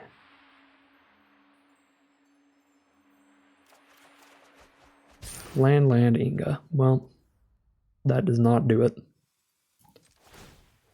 Alright. I think that matchup was winnable, but we needed them to not just roll out all the Storm the Seed Cores. That's a really sad way to end that one. We are 1-1 now, heading into round 3. Alright, here we are now for round 3. Very keepable hand to start it off. Ichor Drinker and a Gorilla. Can I play against anything other than green-white aggro? I guess it's gonna make my Glistening Deluge great, but if it's anything like last round, we just won't draw it anyway.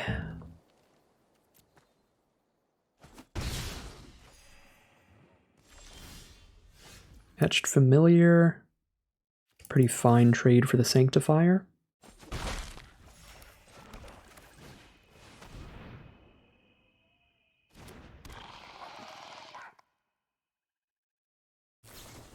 Tandem Takedown, alright.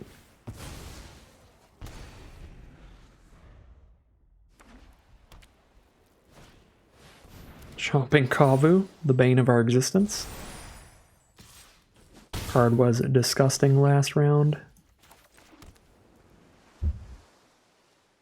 I can Derision the Kavu. Next turn I can play Eyes of Gataxias and flip a 3/3 to trade off into the next card.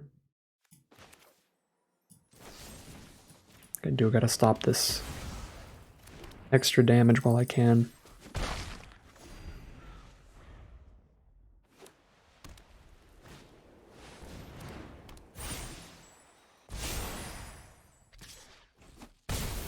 Curving out 2, 3, 4, 5. Invasion of All Growth is not a bad draw. Okay, we'll drop that here. Let the Sanctifier get in again. Then I can have a 3/3 and a 1/1 to block it.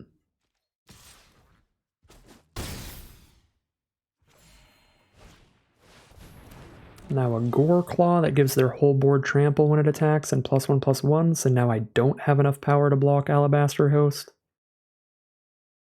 Just cannot stop rolling out some nonsense on me here. So I got a Meeting of Minds into something great. These are not that on this board state.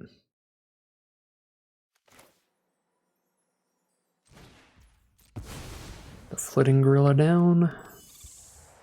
That's the turn. We're about to take 10 off of Gore Claw.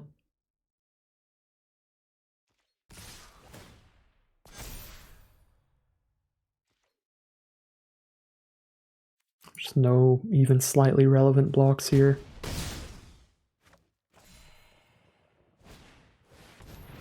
Another flyer. A Streetwise Negotiator.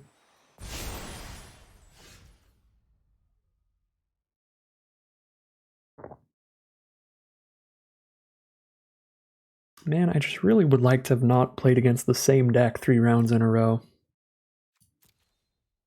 Not that our matchup is terrible against this deck, because we have the Deluge, we have the board wipe.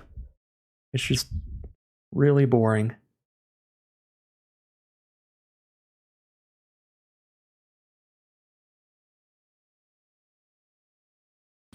Yeah. I mean, it's what happens when they curve out. Turn 2, spend all of their mana every turn. 10 trampling damage. Don't see a way to survive one more turn. Can only play one spell here.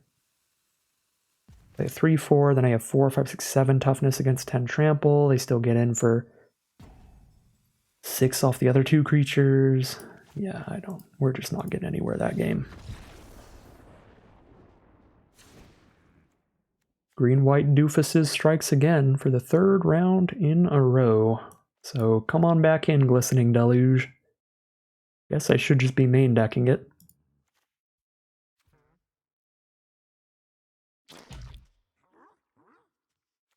Gorillas don't seem great.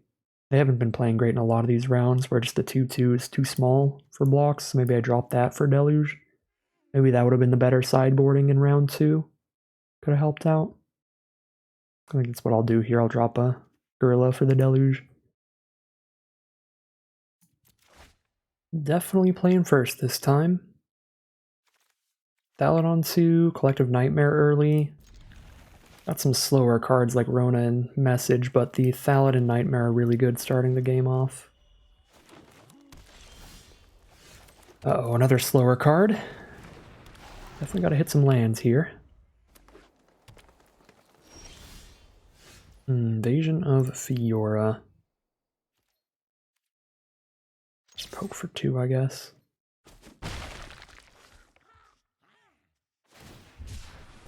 Plane Cycle the Intercessor.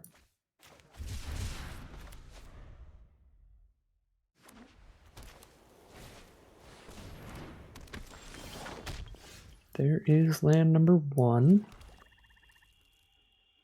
They play a battle. They play a battle here, I can chump block with a 1/1 Saproling. If they don't play a battle, I can trade Blight Sower into this.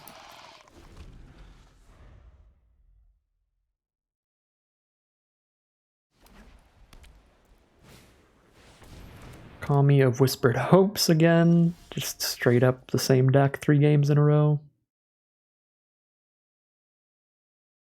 No land for us.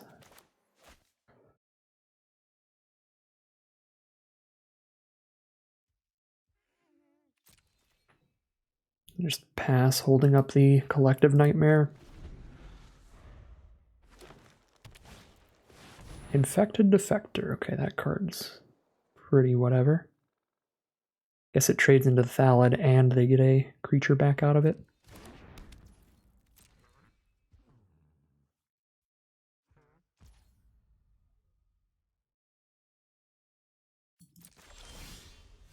Cool. Land number 4 gives us Deadly Derision, which gives us treasure token for mana number 5. I like to try to trade into Defector as soon as possible, get them to flip the Incubator token, so that Invasion of Fiora could be the full board wipe. It's another Storm the Seed Core deck. Why not?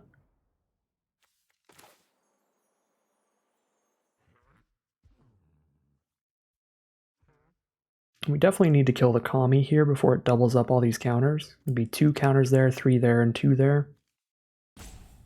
Do I Derision it for the treasure token, or do I Collective Nightmare? I guess I'll Derision it for the treasure token.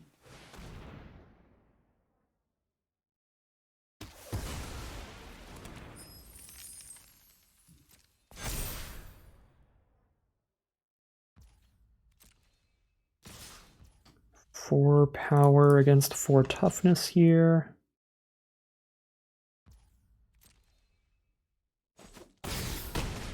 Down to 13, and we get a Sapperling to chump block next turn.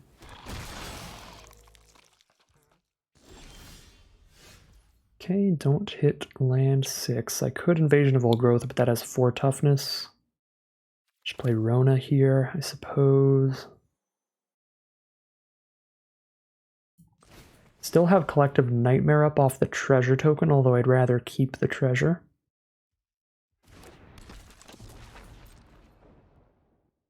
Just if the options are to die or cast Collective Nightmare, we can cast the Collective Nightmare. Flip the Incubator, that is what we wanted. Now we put Rona on the 3/3 and the 1/1 on the 4/4. Could put both on the 4/4. Not. Ooh, okay, well now I probably can't. Yeah, they'll hit for 5 in the sky. We gotta just hit land for... I can't even Collective Nightmare in response to that. It wouldn't be enough. Straight up have to just hit land for Invasion of Fiora here. Come on. Theoretically have another turn to live, but we'll see. Okay, well, we're gonna have to see. We have one more turn to live. Now I could play Expedition Lookout and still have the 3 mana up for Collective Nightmare without cracking the treasure, so I still have the treasure for Invasion of Fiora. Probably have to Collective Nightmare the flyer.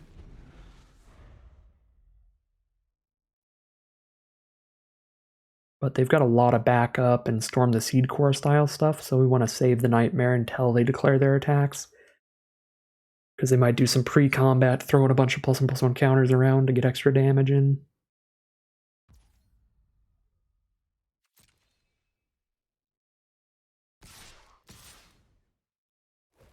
Attack there and there. Aerial boost. So they hit us for 7 regardless. I can't kill that, but I could kill the aeronaut.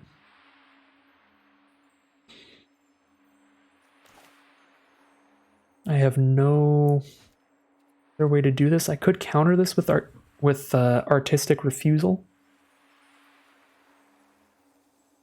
But then I can't possibly hit Invasion of Fiora next turn.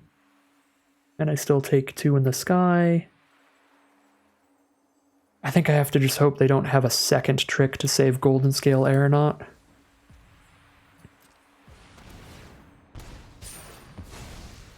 Or a second trick to kill us with War Historian.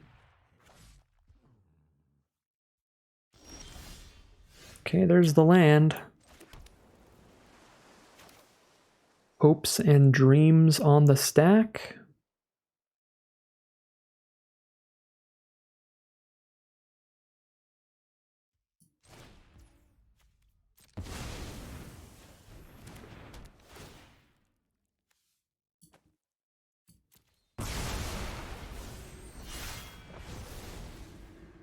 So 3 mana 4/2 with Flash. In green. I don't think there's any Flash creatures in white. That was a real quick resolution of Invasion of Fiora. If they had the Flash 4/2 in green, they probably would have thought at least a second. Like, it wouldn't have been right to cast it, but they would have had an instant speed card to think about there, so I don't think they have the flash 4/2, so I'm going to send in for 3 and pass. I'm not going to play around haste out of green or white. There's probably a rare or a mythic that has haste in green, now that some big hasty dinosaurs exist and stuff like that. Alright, check out if Invasion of Volgrotha resolves before I do anything else. It does resolve, so I'll poke for 3 again. Could poke the invasion instead of their face, but I've got a bunch of spells in hand with Rona making them lose a life as we cast them, so I think I'm just trying to kill our opponent. Trying to deal damage to their face. They have 8 mana, so it can be like a 6/6, which is scary enough, I think, to just derision here. Could also unseal the Necropolis. Pick up Blight Reaper Thallid Expedition Lookout. Then I have a chump blocker for Blade Master. Not much else. No, I think we just derision this here.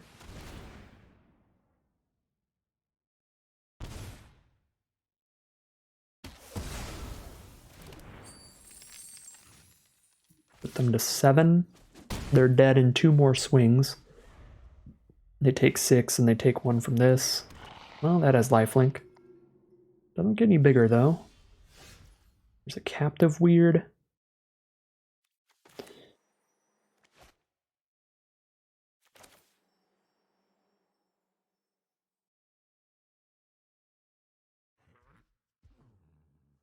Captive weird, I could Meeting of Minds, and I could unseal the Necropolis. It's going to drain them for 2.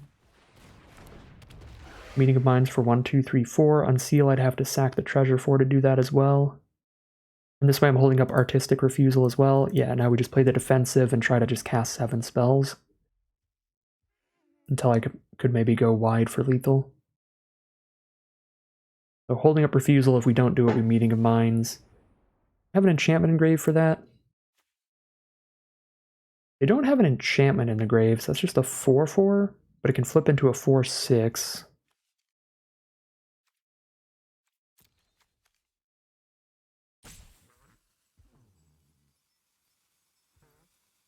Still feels probably big enough to Artistic Refusal, but I'd have to sack the treasure to do that. They get to start casting everything at instant speed after they flip it, but if they flip it, they take 2 more damage. You know what? I'm gonna let it resolve. No attacks. Let's Meeting of Minds. They're down to 6. Could unseal, sacking the treasure. I still have 6 mana up next turn for the Artistic Refusal.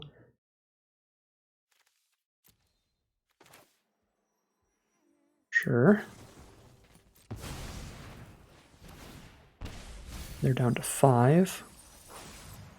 Pick up Lookout, Blight Reaper Thallid. They've got more than 8 cards engraved for Expedition Lookouts. Still can hold up Artistic Refusal and 1 blocker after playing Expedition Lookout. I would obviously prefer not to have to tap blockers here though.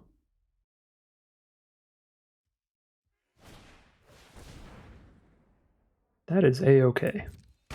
Goodbye, Invasion of Fiora.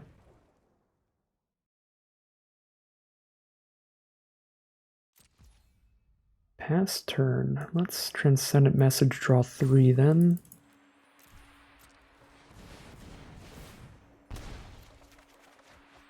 Okay, I can probably kill them this turn off of Rona triggers.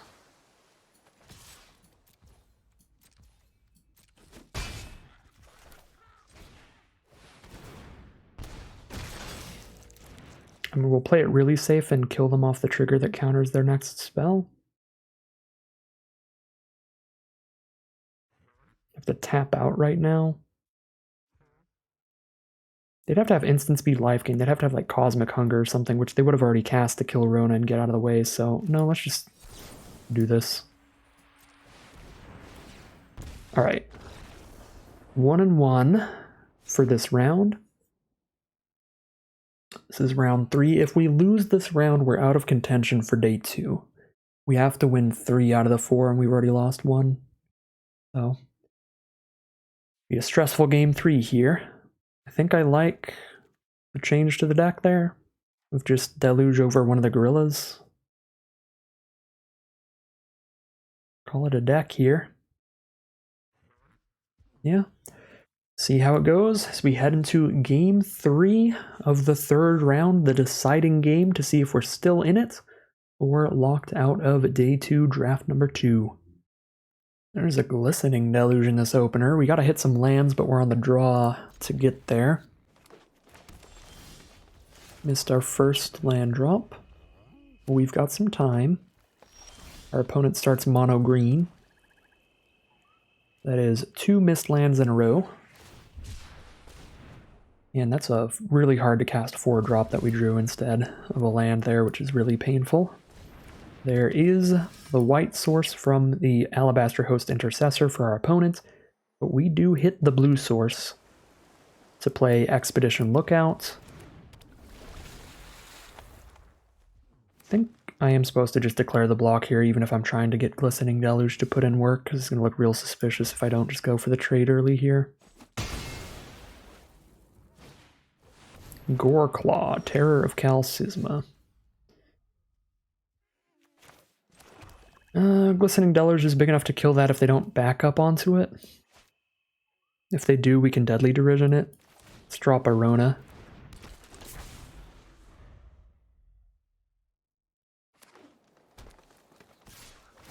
Take our 5.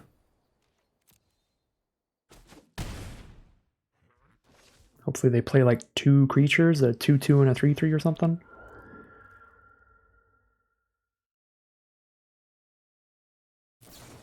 And creature and a Cosmic Hunger, okay.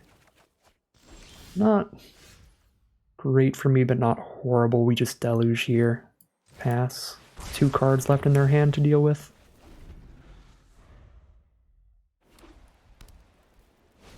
One of which is a 3/1 Swordsworn Cavalier. We can deal with that with an Oracle of Tragedy and try to hit lands. Okay, land 5. Unseal's a very late game play, but it does take over. Transcendent Message, also a very late game, but it does take over. One of these two is the discard. I'd probably rather have Message than Unseal. I guess I could play Unseal earlier. I could play Unseal like right now. Yeah, we'll get rid of Message then. Go Island and then Unseal. If they don't play a Knight, we just trade here. Just make sure we're up in cards, which we definitely are with the 2-for-1 Unsealed and Acropolis. Gonna have to Derision that thing. Storm the Seed Core. Probably my new least favorite card in the set for how much damage it has dealt to me in this Arena Open. Single-handedly, well not single-handedly, but very much cost me last round, and it might do it this round. We've taken a lot of damage from it this round too. Oh, we just milled 3 lands for them? That's not ideal. What's their graveyard at? 9? Oh yeah, Lookout's good. Take the Familiar. 6 mana. We're gonna, I mean, we gotta just Deadly Derision a 7/5, like, come on. That is a little too much.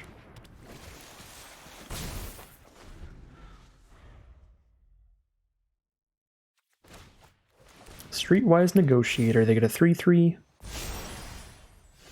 Eyes of Gataxias, we get a 3/3. Could also just blow that up with Invasion of Olgrotha and work on flipping this, which is good. Flip it next turn. Try to just dogpile and snowball our card advantage here. Get the board states really lopsided.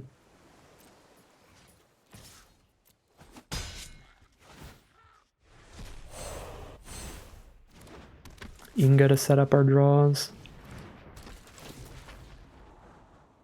There's the invasion we want. Just put that on top.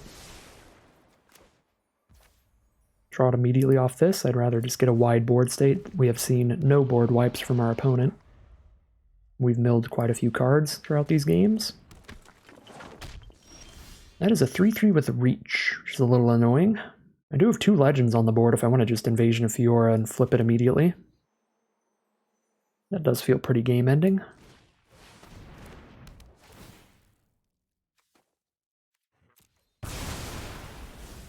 Oh, Grandma gains life and flips by itself here. Put a Deadly Derision, an Artistic Refusal, and a Glistening Deluge. And unseal back in our deck. Just make our deck better here, keep Eyes of Gataxius. Or make our draws better. Since we're about to be drawing 2 cards a turn, it also makes our deck thicker so that we survive longer from potentially milling ourselves. Not that that's really going to be a concern at this rate.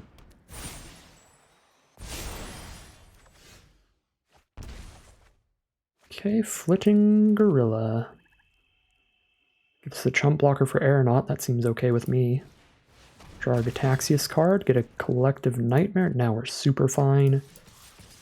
I don't really want to spend it on the aggressive. I can already hit for 8, 2 attacks in a row, which just kills them. I've totally forgot I get to remove the counter from Aeronaut, so I could have sent in the 3/3. I guess I'm playing around a haste creature again, accidentally. The awkward thing about Rona in this set is I feel like I still just always want to play lands, because there's so much card draw late.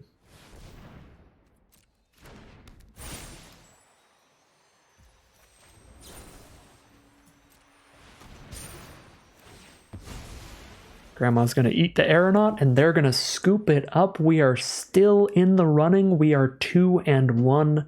No matter what, we're going to get an average record in this very competitive event. 2-2 at worst, but if we can win this final round of Magic, then we will be in the Arena Open Day 2 Draft number 2, where there are cash prizes on the line.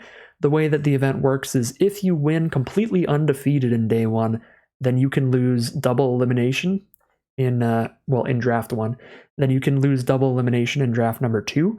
But if we go 3-1, then Draft number 2 is going to be single elimination. So real stressful draft if we do make it in. But I'm going to try my absolute best, because if we make it in, we only need to win like 1 or 2 games to potentially get some cash prizes. So that would be very, very cool. And just getting to play 2 drafts in Day 2 would be awesome. So here we are heading into the final battle. Will we play against green-white aggro for the 4th time in a row? Let's find out. All right, we are going to be on the play for game 1, Unkeepable Hand. This hand is not very good either, but Oracle of Tragedy can do a little bit of digging, trying to get us into our black source. Artistic Refusal is going to be very late game stuff, so we'll drop that. These only require 1 black source if we can get there. Ooh, Ichor Drinker's a great draw. That's definitely the discard. We are playing against green again. Still have not hit 1 black source, which is awkward. Well, turn 1 got auto-skipped for them, which might not be the end of the world, because we're still off of a black source. They could still be in this game if they can reconnect in time. But their turn 2 got auto-skipped. They had to discard at random, and it was Emoti, Celebrant of Bounty, that got the discard. Again, we're stumbling really, really hard on our black source of mana, so if they can reconnect in time, we might still have a game here, might still have a round.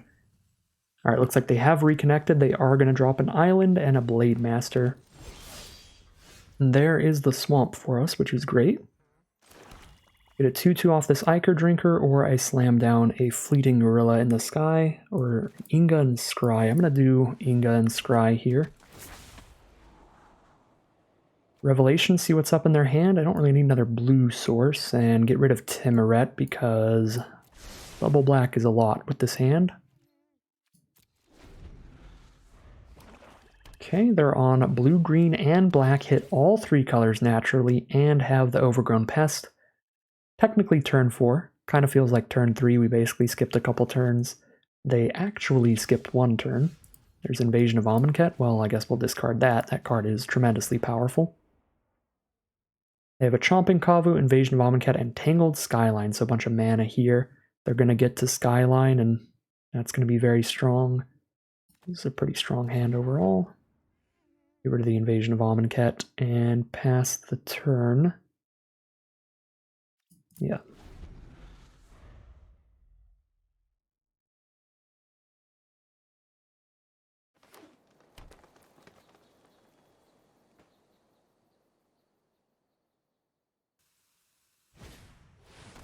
Chomping Kavu is going to get played, get the counter on the Pest. We could trade Inga off, but then we won't get the draw later.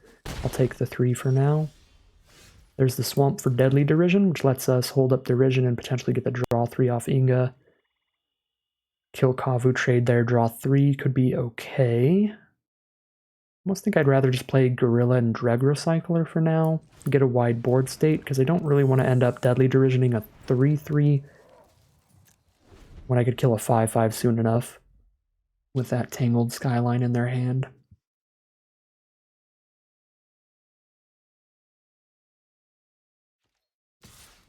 Send in the Chomping Kavu. Sure, take 3. Down to 14. They play the Skyline. Pass the turn. Another land for us. Fortunately, I can't hold up Derision and use Ichor Drinker in the same turn, which is awkward, because it's going to make it pretty obvious I've got something like that. Poke for 2. Pass the turn. Hopefully they attack with enough creatures that we could get 2 creatures to die in one turn. But maybe we'll just have to trade Inga 1 for 1 into Kavu. Alright, yeah, I mean at this point, I should have just done this sooner. 1 for 1 the Inga out of here.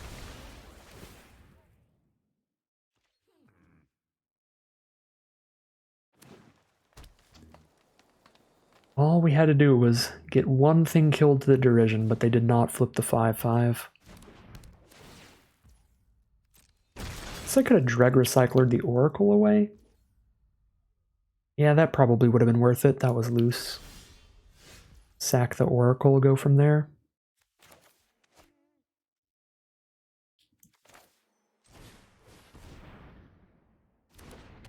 Can't attack with Gorilla, because they can flip both of their incubators. They have a 5-5 reach and a 2-2 reach, so even if I kill the 5-5, they've got a 2-2 left over. So we gotta just pass here. Yeah, I might have punted this game away. I think Oracle's not doing much on blocks here, so if I sacked it to Recycler to get the draw 3 off of Inga, I could have actually done that sooner even on the first block on Kavu. Yeah, I did not see that at all. That would have been very good.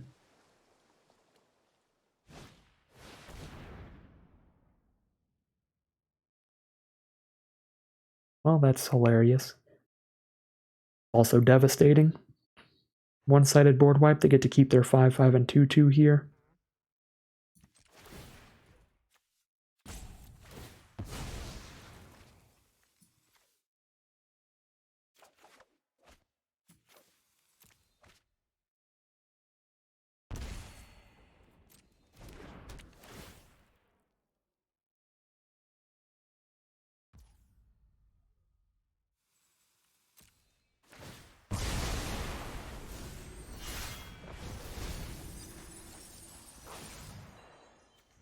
Anything to put on top? Not really, there's an Inga. I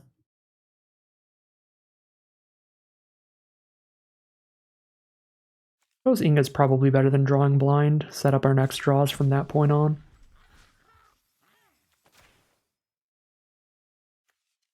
Also take our 2-3, that's close to being unblockable.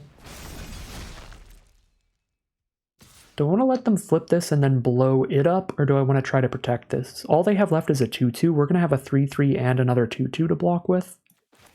I think we try to protect this and kill the 5-5.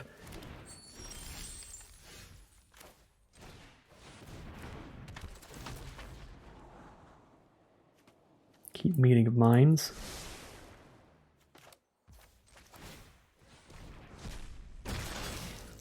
Yeah, I've got a 3/3 and a 2/2 to keep them from hitting this. They're playing off the top. Overgrown Pest is an excellent start. That's a 2-for-1. Hopefully just a land, fingers crossed. No battles or flip cards. Yep, just a land.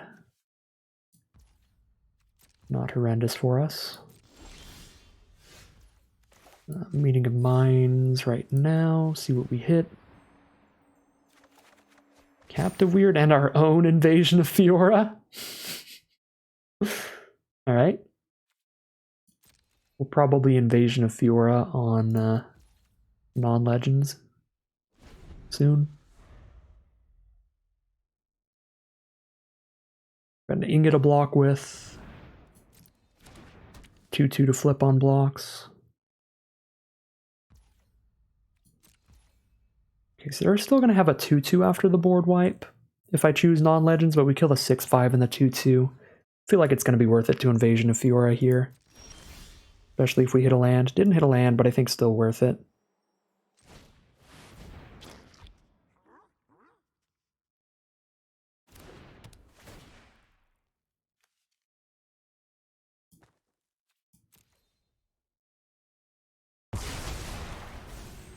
If I hit this for 3, they hit this for 2. I could play Captive Weird off the treasure. Actually, yeah, we do that, and then they can't hit this for 2 unless they kill the Captive Weird.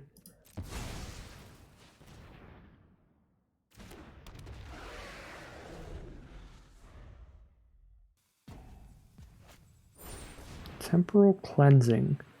They're going to put their invasion back into their deck so they can wipe the board in 2 turns. Okay, well, let's not play any more creatures then. I guess it depends on what we hit off Captive Weird. I'll have to play whatever I hit off of that.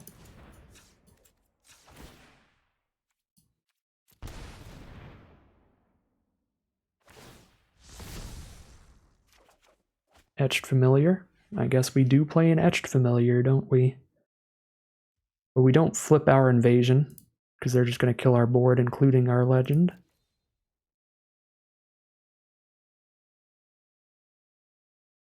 Unless I think I could kill them. 3, 4, 5, 6. I could play this by the end of next turn. I could hit for 3, 4, 5. Hit them for 6. They go to 15. This is flipped. Hit them for 9, 10, 11 next turn. They go to 4. Then they kill my board.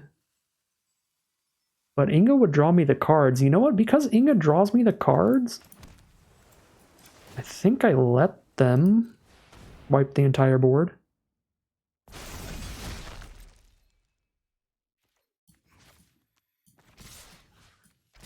And just go in.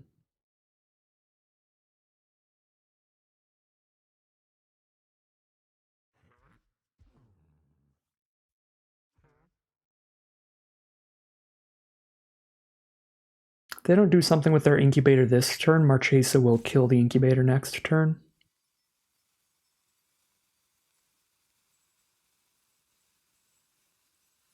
Like, yeah, they're going to wipe our whole board, but Inga could end up drawing us 3 cards when they do so, and Marchesa could draw us a card in our upkeep. If they take that trade and the invasion doesn't get flipped, then I might just keep it unflipped. Because then I'll only have Marchesa for 1 turn before she dies. Which is definitely less good. Trading into their incubator's fine, because that would survive the board wipe. Rhoda will not survive the board wipe, so I believe we play Etched Familiar to have 3 creatures on board when they try to board wipe, so that we draw 3 when they do, and we don't flip Marchesa. So now they board wipe. The board's gone, but they take 2 and we draw 3 cards, and we still have Verona to play post board wipe. Yep. So Inga draw 3 it is.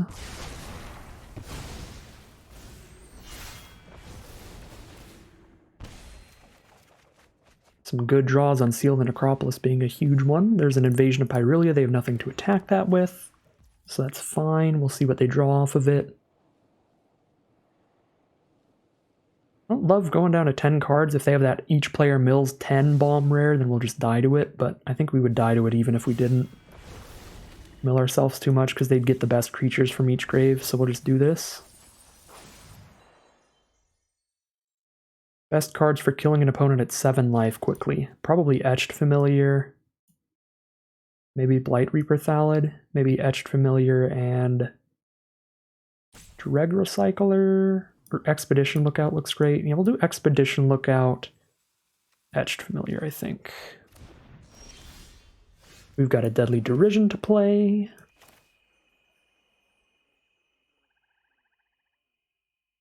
We can go Lookout and Familiar and Eyes of Gataxius.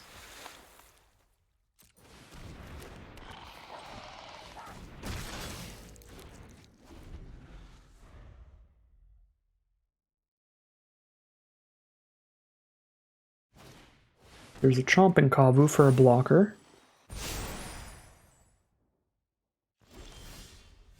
If I Derision and it resolves, they're dead on board.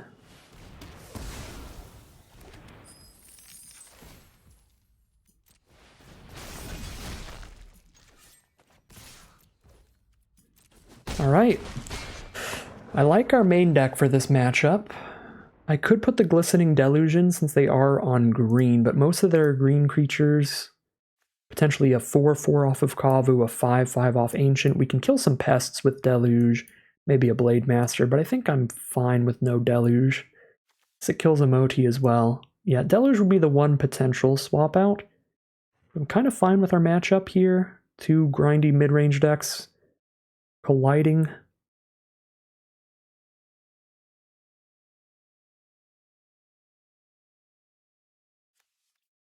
I definitely like our discard spell because they have a lot of slow, like 6 mana creatures and a 6 mana battle, their own Invasion of Fiora to get them to discard. So I actually do like the 2 mana discard spell for this matchup. I think the main thing here is gameplay wise. I don't think there's much to do sideboarding wise, but gameplay wise, we made some punts early in the game that could have had us in a much better position. Just keeping in mind that with Inga, if Inga trades off into something, that's 2 of the 3 creatures dying. So all I have to do is, like, I could have sacked Oracle in response. I didn't want to use Derision at that point, but I could have sacked the Oracle of Tragedy to the Recycler because it just wouldn't have mattered there at that point in the game.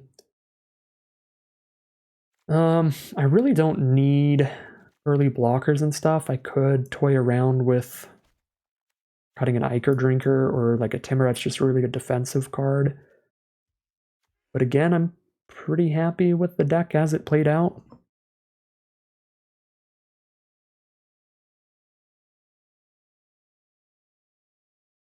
If I were to cut anything, probably be an Ichor Drinker or an Etched Familiar or a Timuret for a Glistening Deluge.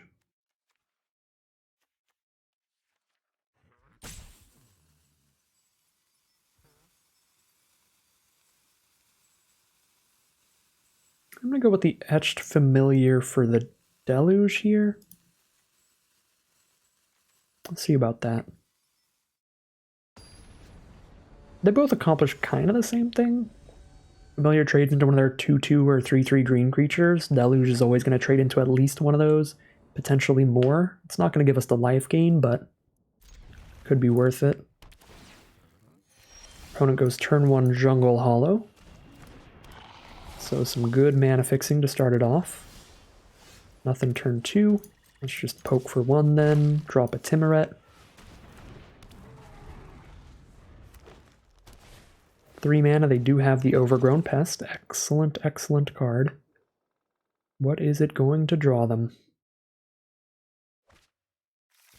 Draw a Dismal Backwater for more mana fixing. Okay, we get to poke for 2. And hold up an Unseal the Necropolis that I don't think we have a reason to play. Play the untapped land over the backwater. They can play a Chomping Kavu? They certainly are. They put a counter on the Pest, then Glistening Deluge is actually a super sick draw this game. Alright. Yeah. This is a game where having a Glistening Deluge in the deck is good. It would be strong if we drew it. There's an Expedition Lookout. Rather play the Expedition Lookout or hold up a Deadly Derision? Probably play the Lookout, gets me to my third of 4 blue sources for Transcendent Message, and I don't love just Derisioning a 3-3 here. Go for a double block on Pest with a 2-3 and a 1-1. Can't block Kavu well, but we'll take a hit from Kavu, I think. Let's get Lookout on the board.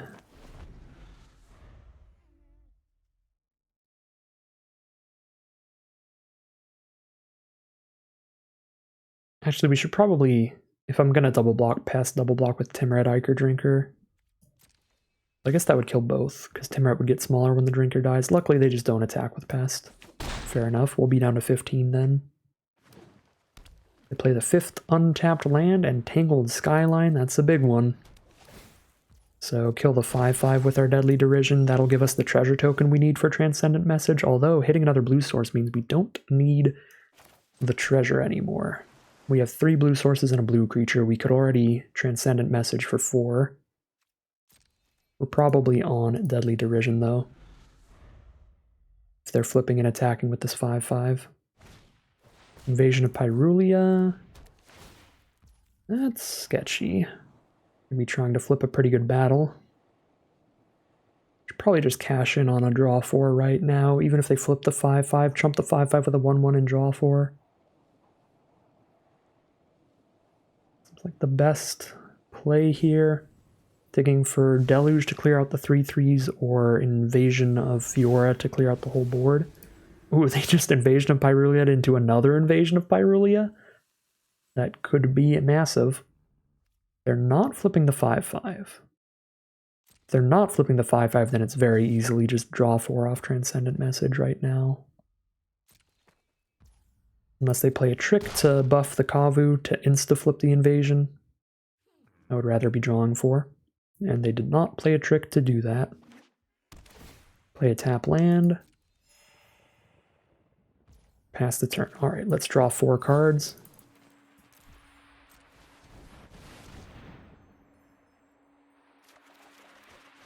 Invasion of Olgrotha, Collective Nightmare are some good ones that we hit there. We can play Olgrotha and play the Collective Nightmare if we keep the creatures up to flip it. Can't play Invasion of Olgrotha and kill the 5-5. I think that is okay, though. I kind of like Invasion of Olgrotha, kill the Chomping Kavu, chump the 5-5 next turn with Ichor Drinker. Collective Nightmare, something else potentially. Seems perfectly reasonable to me.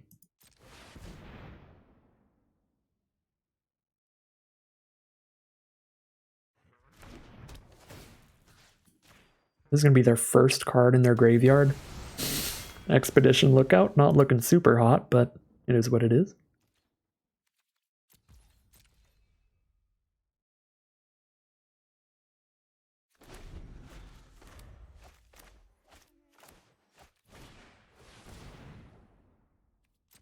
Okay, here comes the next Invasion of Pyrulia. They're going to have a lot of cards here, even though we had the big draw 4. They're still going to have plenty of cards. Pretty tight on card advantage here. Scry all 3 to the top. That's never what you want to see.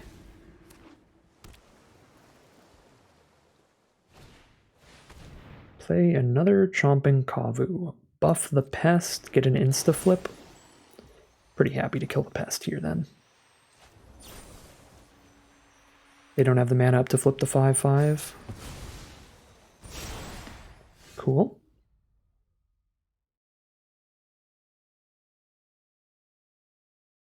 Two cards in their grave. 3, 4, 5 off Unseal. 6 off Derision. Can't get enough to make Lookout able to attack, so I can't flip Invasion here, even if I kill Chomping Kavu.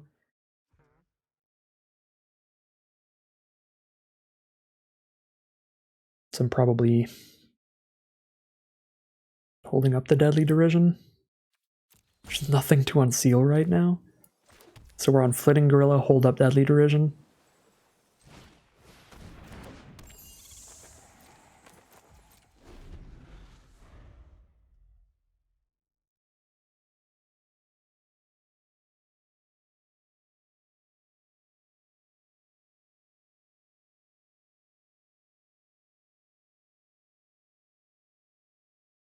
Invasion of Fiora. Flip your 5/5, I kill it, and then we go from there.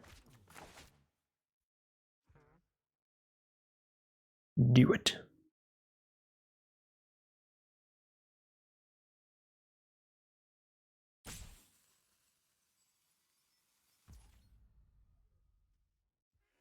Does not look like they're doing it. Probably gonna have to derision this Kavu since I don't have anything high enough power to block it. If they've got the invasion, this is now gonna be bad, because then they get to invasion, flip the 5/5, and go from there. And we don't get to kill the 5/5. The big invasion, the invasion of Fioria, is the one I'm talking about.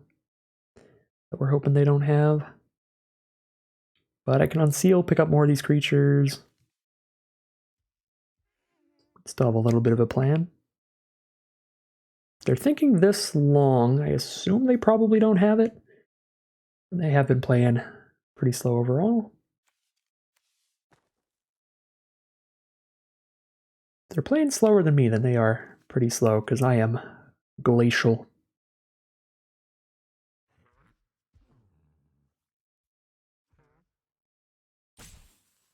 Like the sloth in Zootopia. Last turn. If they're trying to get me to commit more into a board wipe, I can't. I would love to, but I can't. So 5/5 reach. If I attack invasion with everybody, they just block with a 5/5 reach, so I can't even really get any attacks in. Can't do much of anything here. Except for pass the turn. Give them more opportunities to hit the invasion.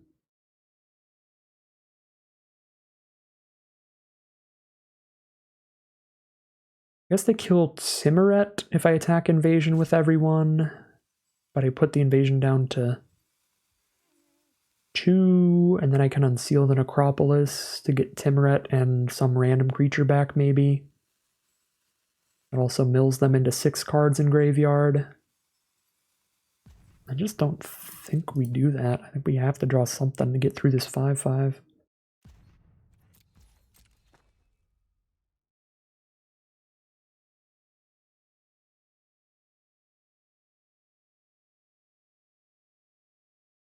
The really awkward thing is if they have Invasion of Fiora, they'll be able to insta-flip it.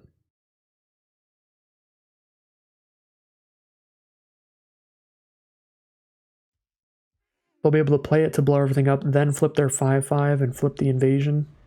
I guess they need one more land to do that. 6 mana for the invasion, 2 mana for the incubator 5/5 to attack it. Timberland Ancient, okay. Thank goodness, that's not Invasion of Fiora. It's a large reach creature though. Okay, and they're gonna pass turn. Certainly. There's the Glistening Deluge looking super bad.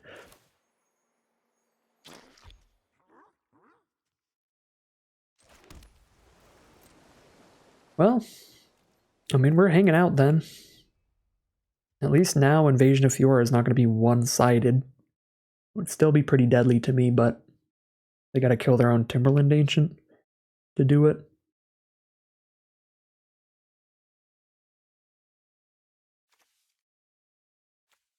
Halfway through the deck.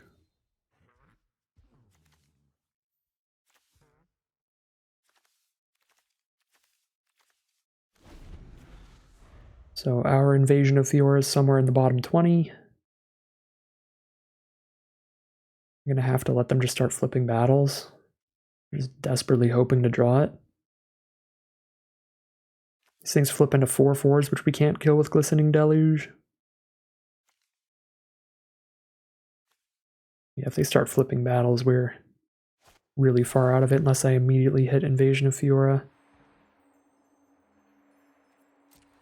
Kind of all in on Fiora. Then drop Timuret to the bottom.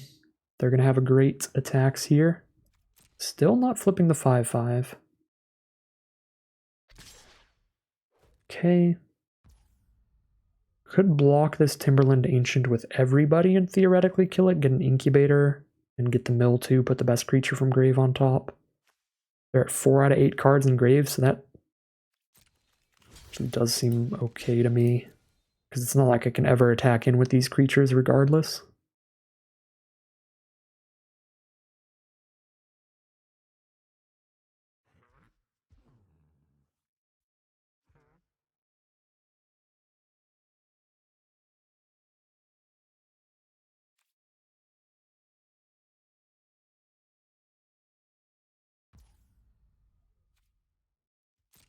And then I can unseal an Acropolis and pick up the best ones.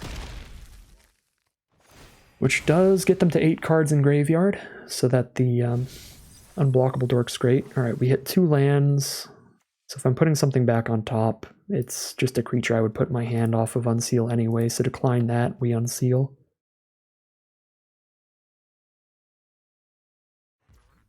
Okay, they're passing turns, so unseal. Did not mill the Invasion of Fiora. Happy to see that. We'll grab Expedition Lookout for certain. And maybe Blight Reaper Thallid here for a ton of chumps. Seems fine. Inga Rune Eyes. Speaking of a ton of chumps. It draws cards when we're doing a ton of chumps. So scry 3. Now even if they Invasion of Fiora us, we're going to draw 3 off of it. Pick up a Traumatic Revelation just to make sure they don't do any of that nonsense. Dump everything else on the bottom.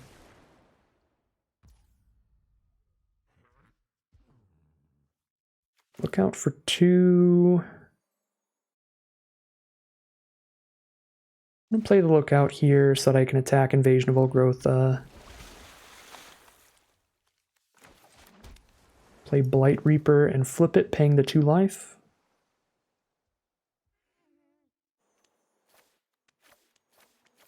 For the chumps, for the 5/5.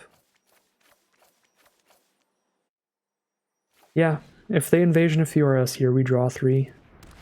And that's how we rebuild.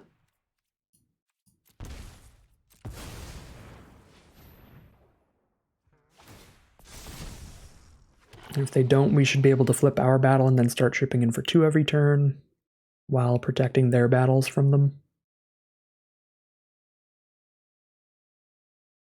And we've certainly got enough creatures to just double block a 5/5 now.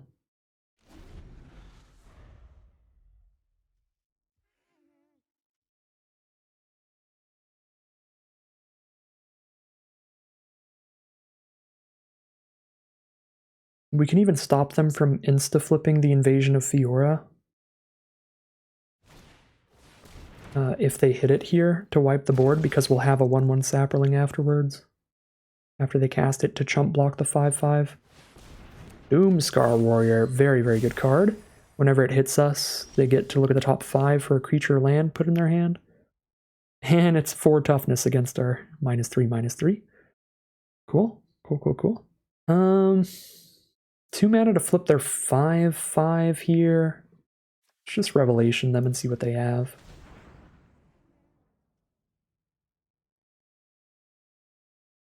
Whoa, they've got double Doomscar Warrior in their deck? Double Doomscar Warrior Invasion of Fiora. Well, I'm happy to kill one of those. So each player has an Invasion of Fiora somewhere in the bottom 15. Which makes this game so weird. So if I Glistening Deluge after blocks, I could kill Doomscar Warrior if they block with it, but I could not kill a 5/5. Don't think I want to do that then. I want to just poke with Lookout. We just have a swamp, they're playing off the top.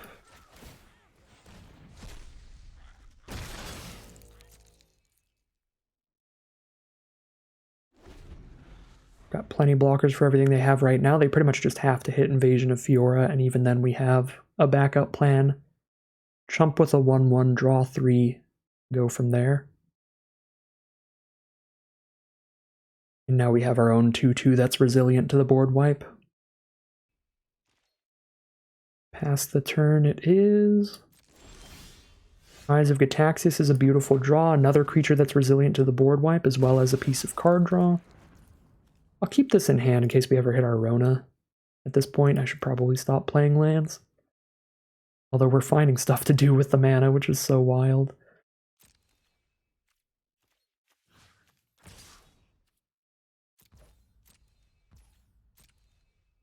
So now we're super resilient to an invasion of Fiora, as are they.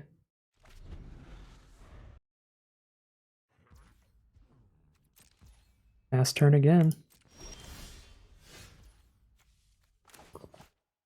Let's get Grandma to start. Well, I guess we can't even start attacking with Grandma. I guess I like just having that invasion at 1 to flip it in the future, because we know each player has a board wipe in their deck. I don't think I want to insta-flip it. Just save it for later. Cash it in at a later time.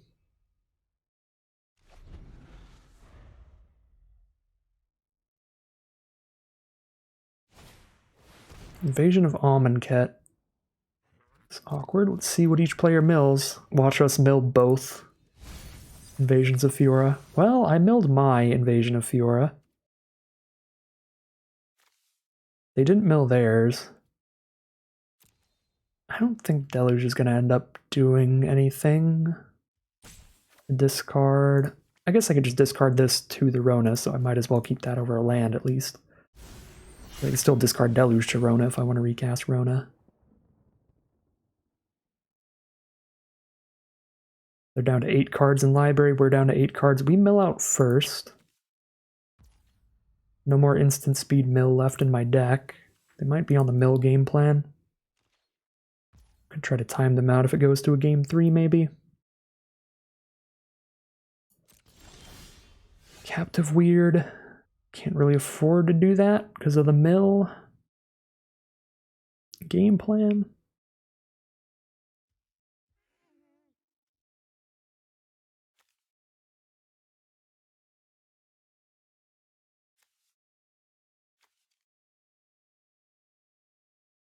Cast Rona from grave here gives them some extra life loss.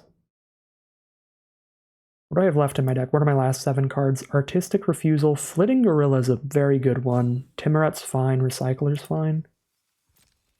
Really looking for Flitting Gorilla primarily. Out of all my removal. Guess we'll just see who can play faster in the last game mostly.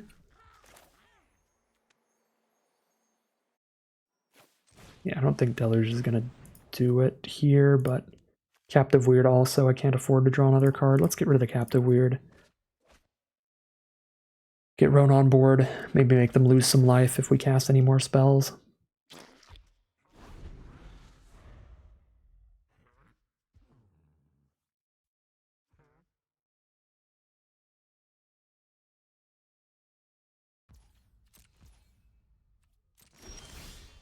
There's the Flitting Gorilla. That can, when we're down to 0 cards in library, put something back on top. Could also put Invasion of Fiora back on top earlier. I think I wait till like 0 cards. Likely.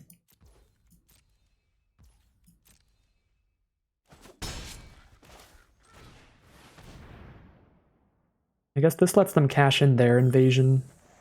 By putting it on board, they could cash in their invasion to mill us at an inopportune time.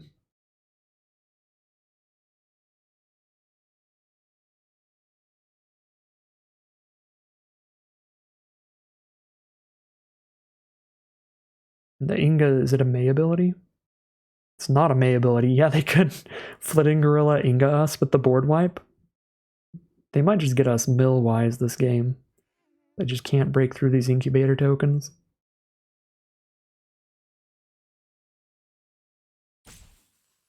If I can draw into my Artistic Refusal to counter the board wipe, we can get there.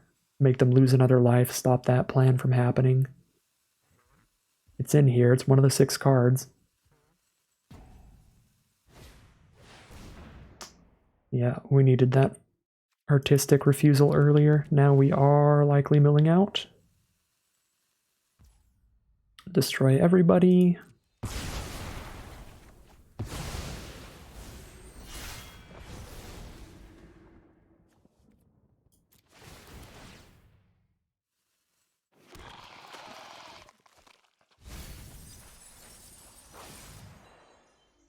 We are definitely exiling Flitting Gorilla. My own invasion. Not going to kill them fast enough. Just get the next one.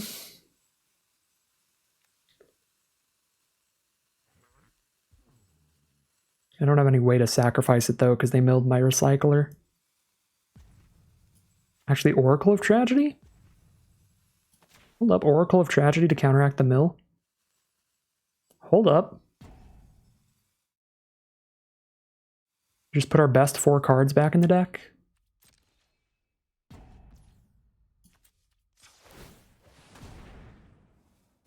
Okay, just flip these things now. Well, I have the mana open, because I'm going to have to play pretty aggressively.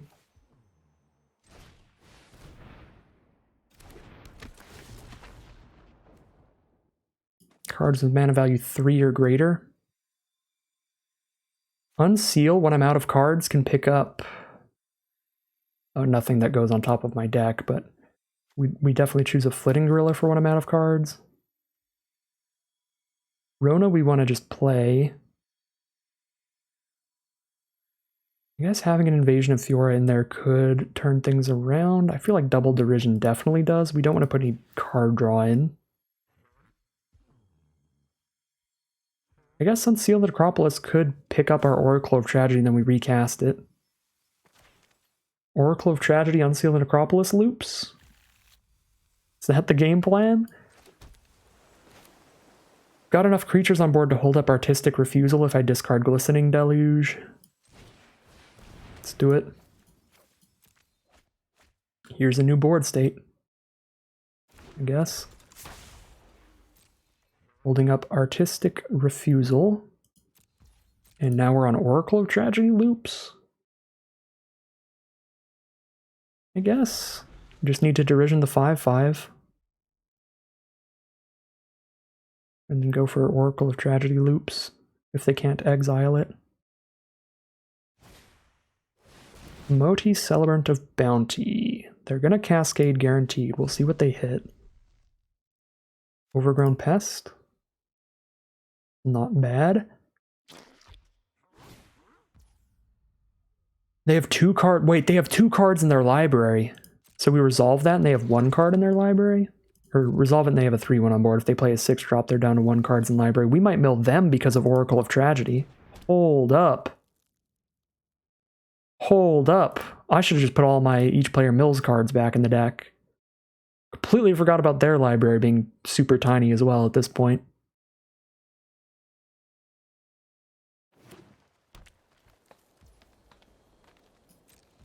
Okay, pass to our turn. We hit the Unseal. I'd still have 1 card in my library and I can hold up my counterspell to counter whatever they try to do to not mill out.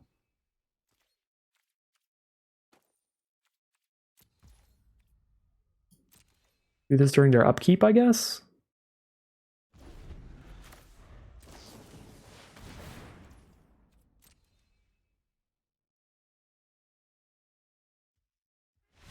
Oh my god, we are gonna mill them out. Oracle of Tragedy, the MVP for the See the Mind combo of, or Clear the Mind combo of shuffling some cards back in.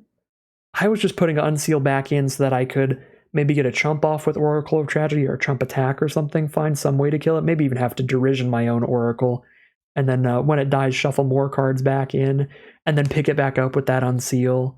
So, yeah, we were probably just on the game plan of Derisioning our own Oracle eventually, but that game plan, 100%, just Oracle, Derision, Unseal the Necropolis will get our opponents milled out if we get into a late board state like that. I guess it doesn't matter. That's cool to know for the future if I end up drafting the exact same deck, but that was the final round for today's event, so I don't need to keep in mind those late game mill win con ideas in the next round unless we draft a very similar deck. But there you go. Beautiful, beautiful stuff from this deck. We get the 3-1. I definitely could have played a bit tighter in a lot of those games, especially some of those games I was winning, like round 1 got really, really loose in the end, but we still got there. And that final round, if I had known these kind of loops and stuff earlier, we could have maybe more been on that mill game plan sooner. A lot of intricacies in this deck. There's so many cards overlapping well, and that is what is really sweet about this format. Even somebody who drafts a lot like me, I am kind of a doofus, but I do draft a lot, and even then I'm learning new, crazy, all over the place synergies and interactions every game, so overall, loved the deck, love to go 3-1 in a super competitive event like this. I will take it. I think that means the deck's at least good. I don't think it was great. It was probably close to as best as we could have gotten in this draft pod. I think, getting something super good like Invasion of Fiora, multiple Deadly Derisions. I think we were definitely in black. Maybe we could have been like black-red or something instead, but I think this deck played out super well, and I'm not really unhappy about how I drafted. How I played pretty loose overall. There were a lot of sloppy plays, especially again in the winning games. But maybe there were enough sloppy plays in our 1-round loss that we could have potentially stabilized, but just some really aggressive stuff from that green-white opponent. A lot of Storm the Seed cores coming in clutch and just blowing up my face. So I don't know how much we could have done there, but there were certainly some tighter lines and tighter plays to be found today. But you cannot be unhappy about making it into the Arena Open Day 2, draft number 2, getting a 3-1 against some fierce competition. Always feels good, and that means I will be back again tomorrow with the Arena Open Day 2 draft number 2 video, so stay tuned for that if you're interested. Other than that, as always, I'd like to thank my patrons very much for supporting this channel, as well as thanking you for watching. If you want to see more videos like this, you could just like, comment, and subscribe to tell the YouTube algorithm to send you some more. If you'd like to hang out with me live, you can check out the Twitch channel in the link in the description below. If you'd like to support the channel directly, you can check out the Patreon link in the description below. And other than that, as always, thank you very much for watching, and I'll see you again soon for some more Magic Arena.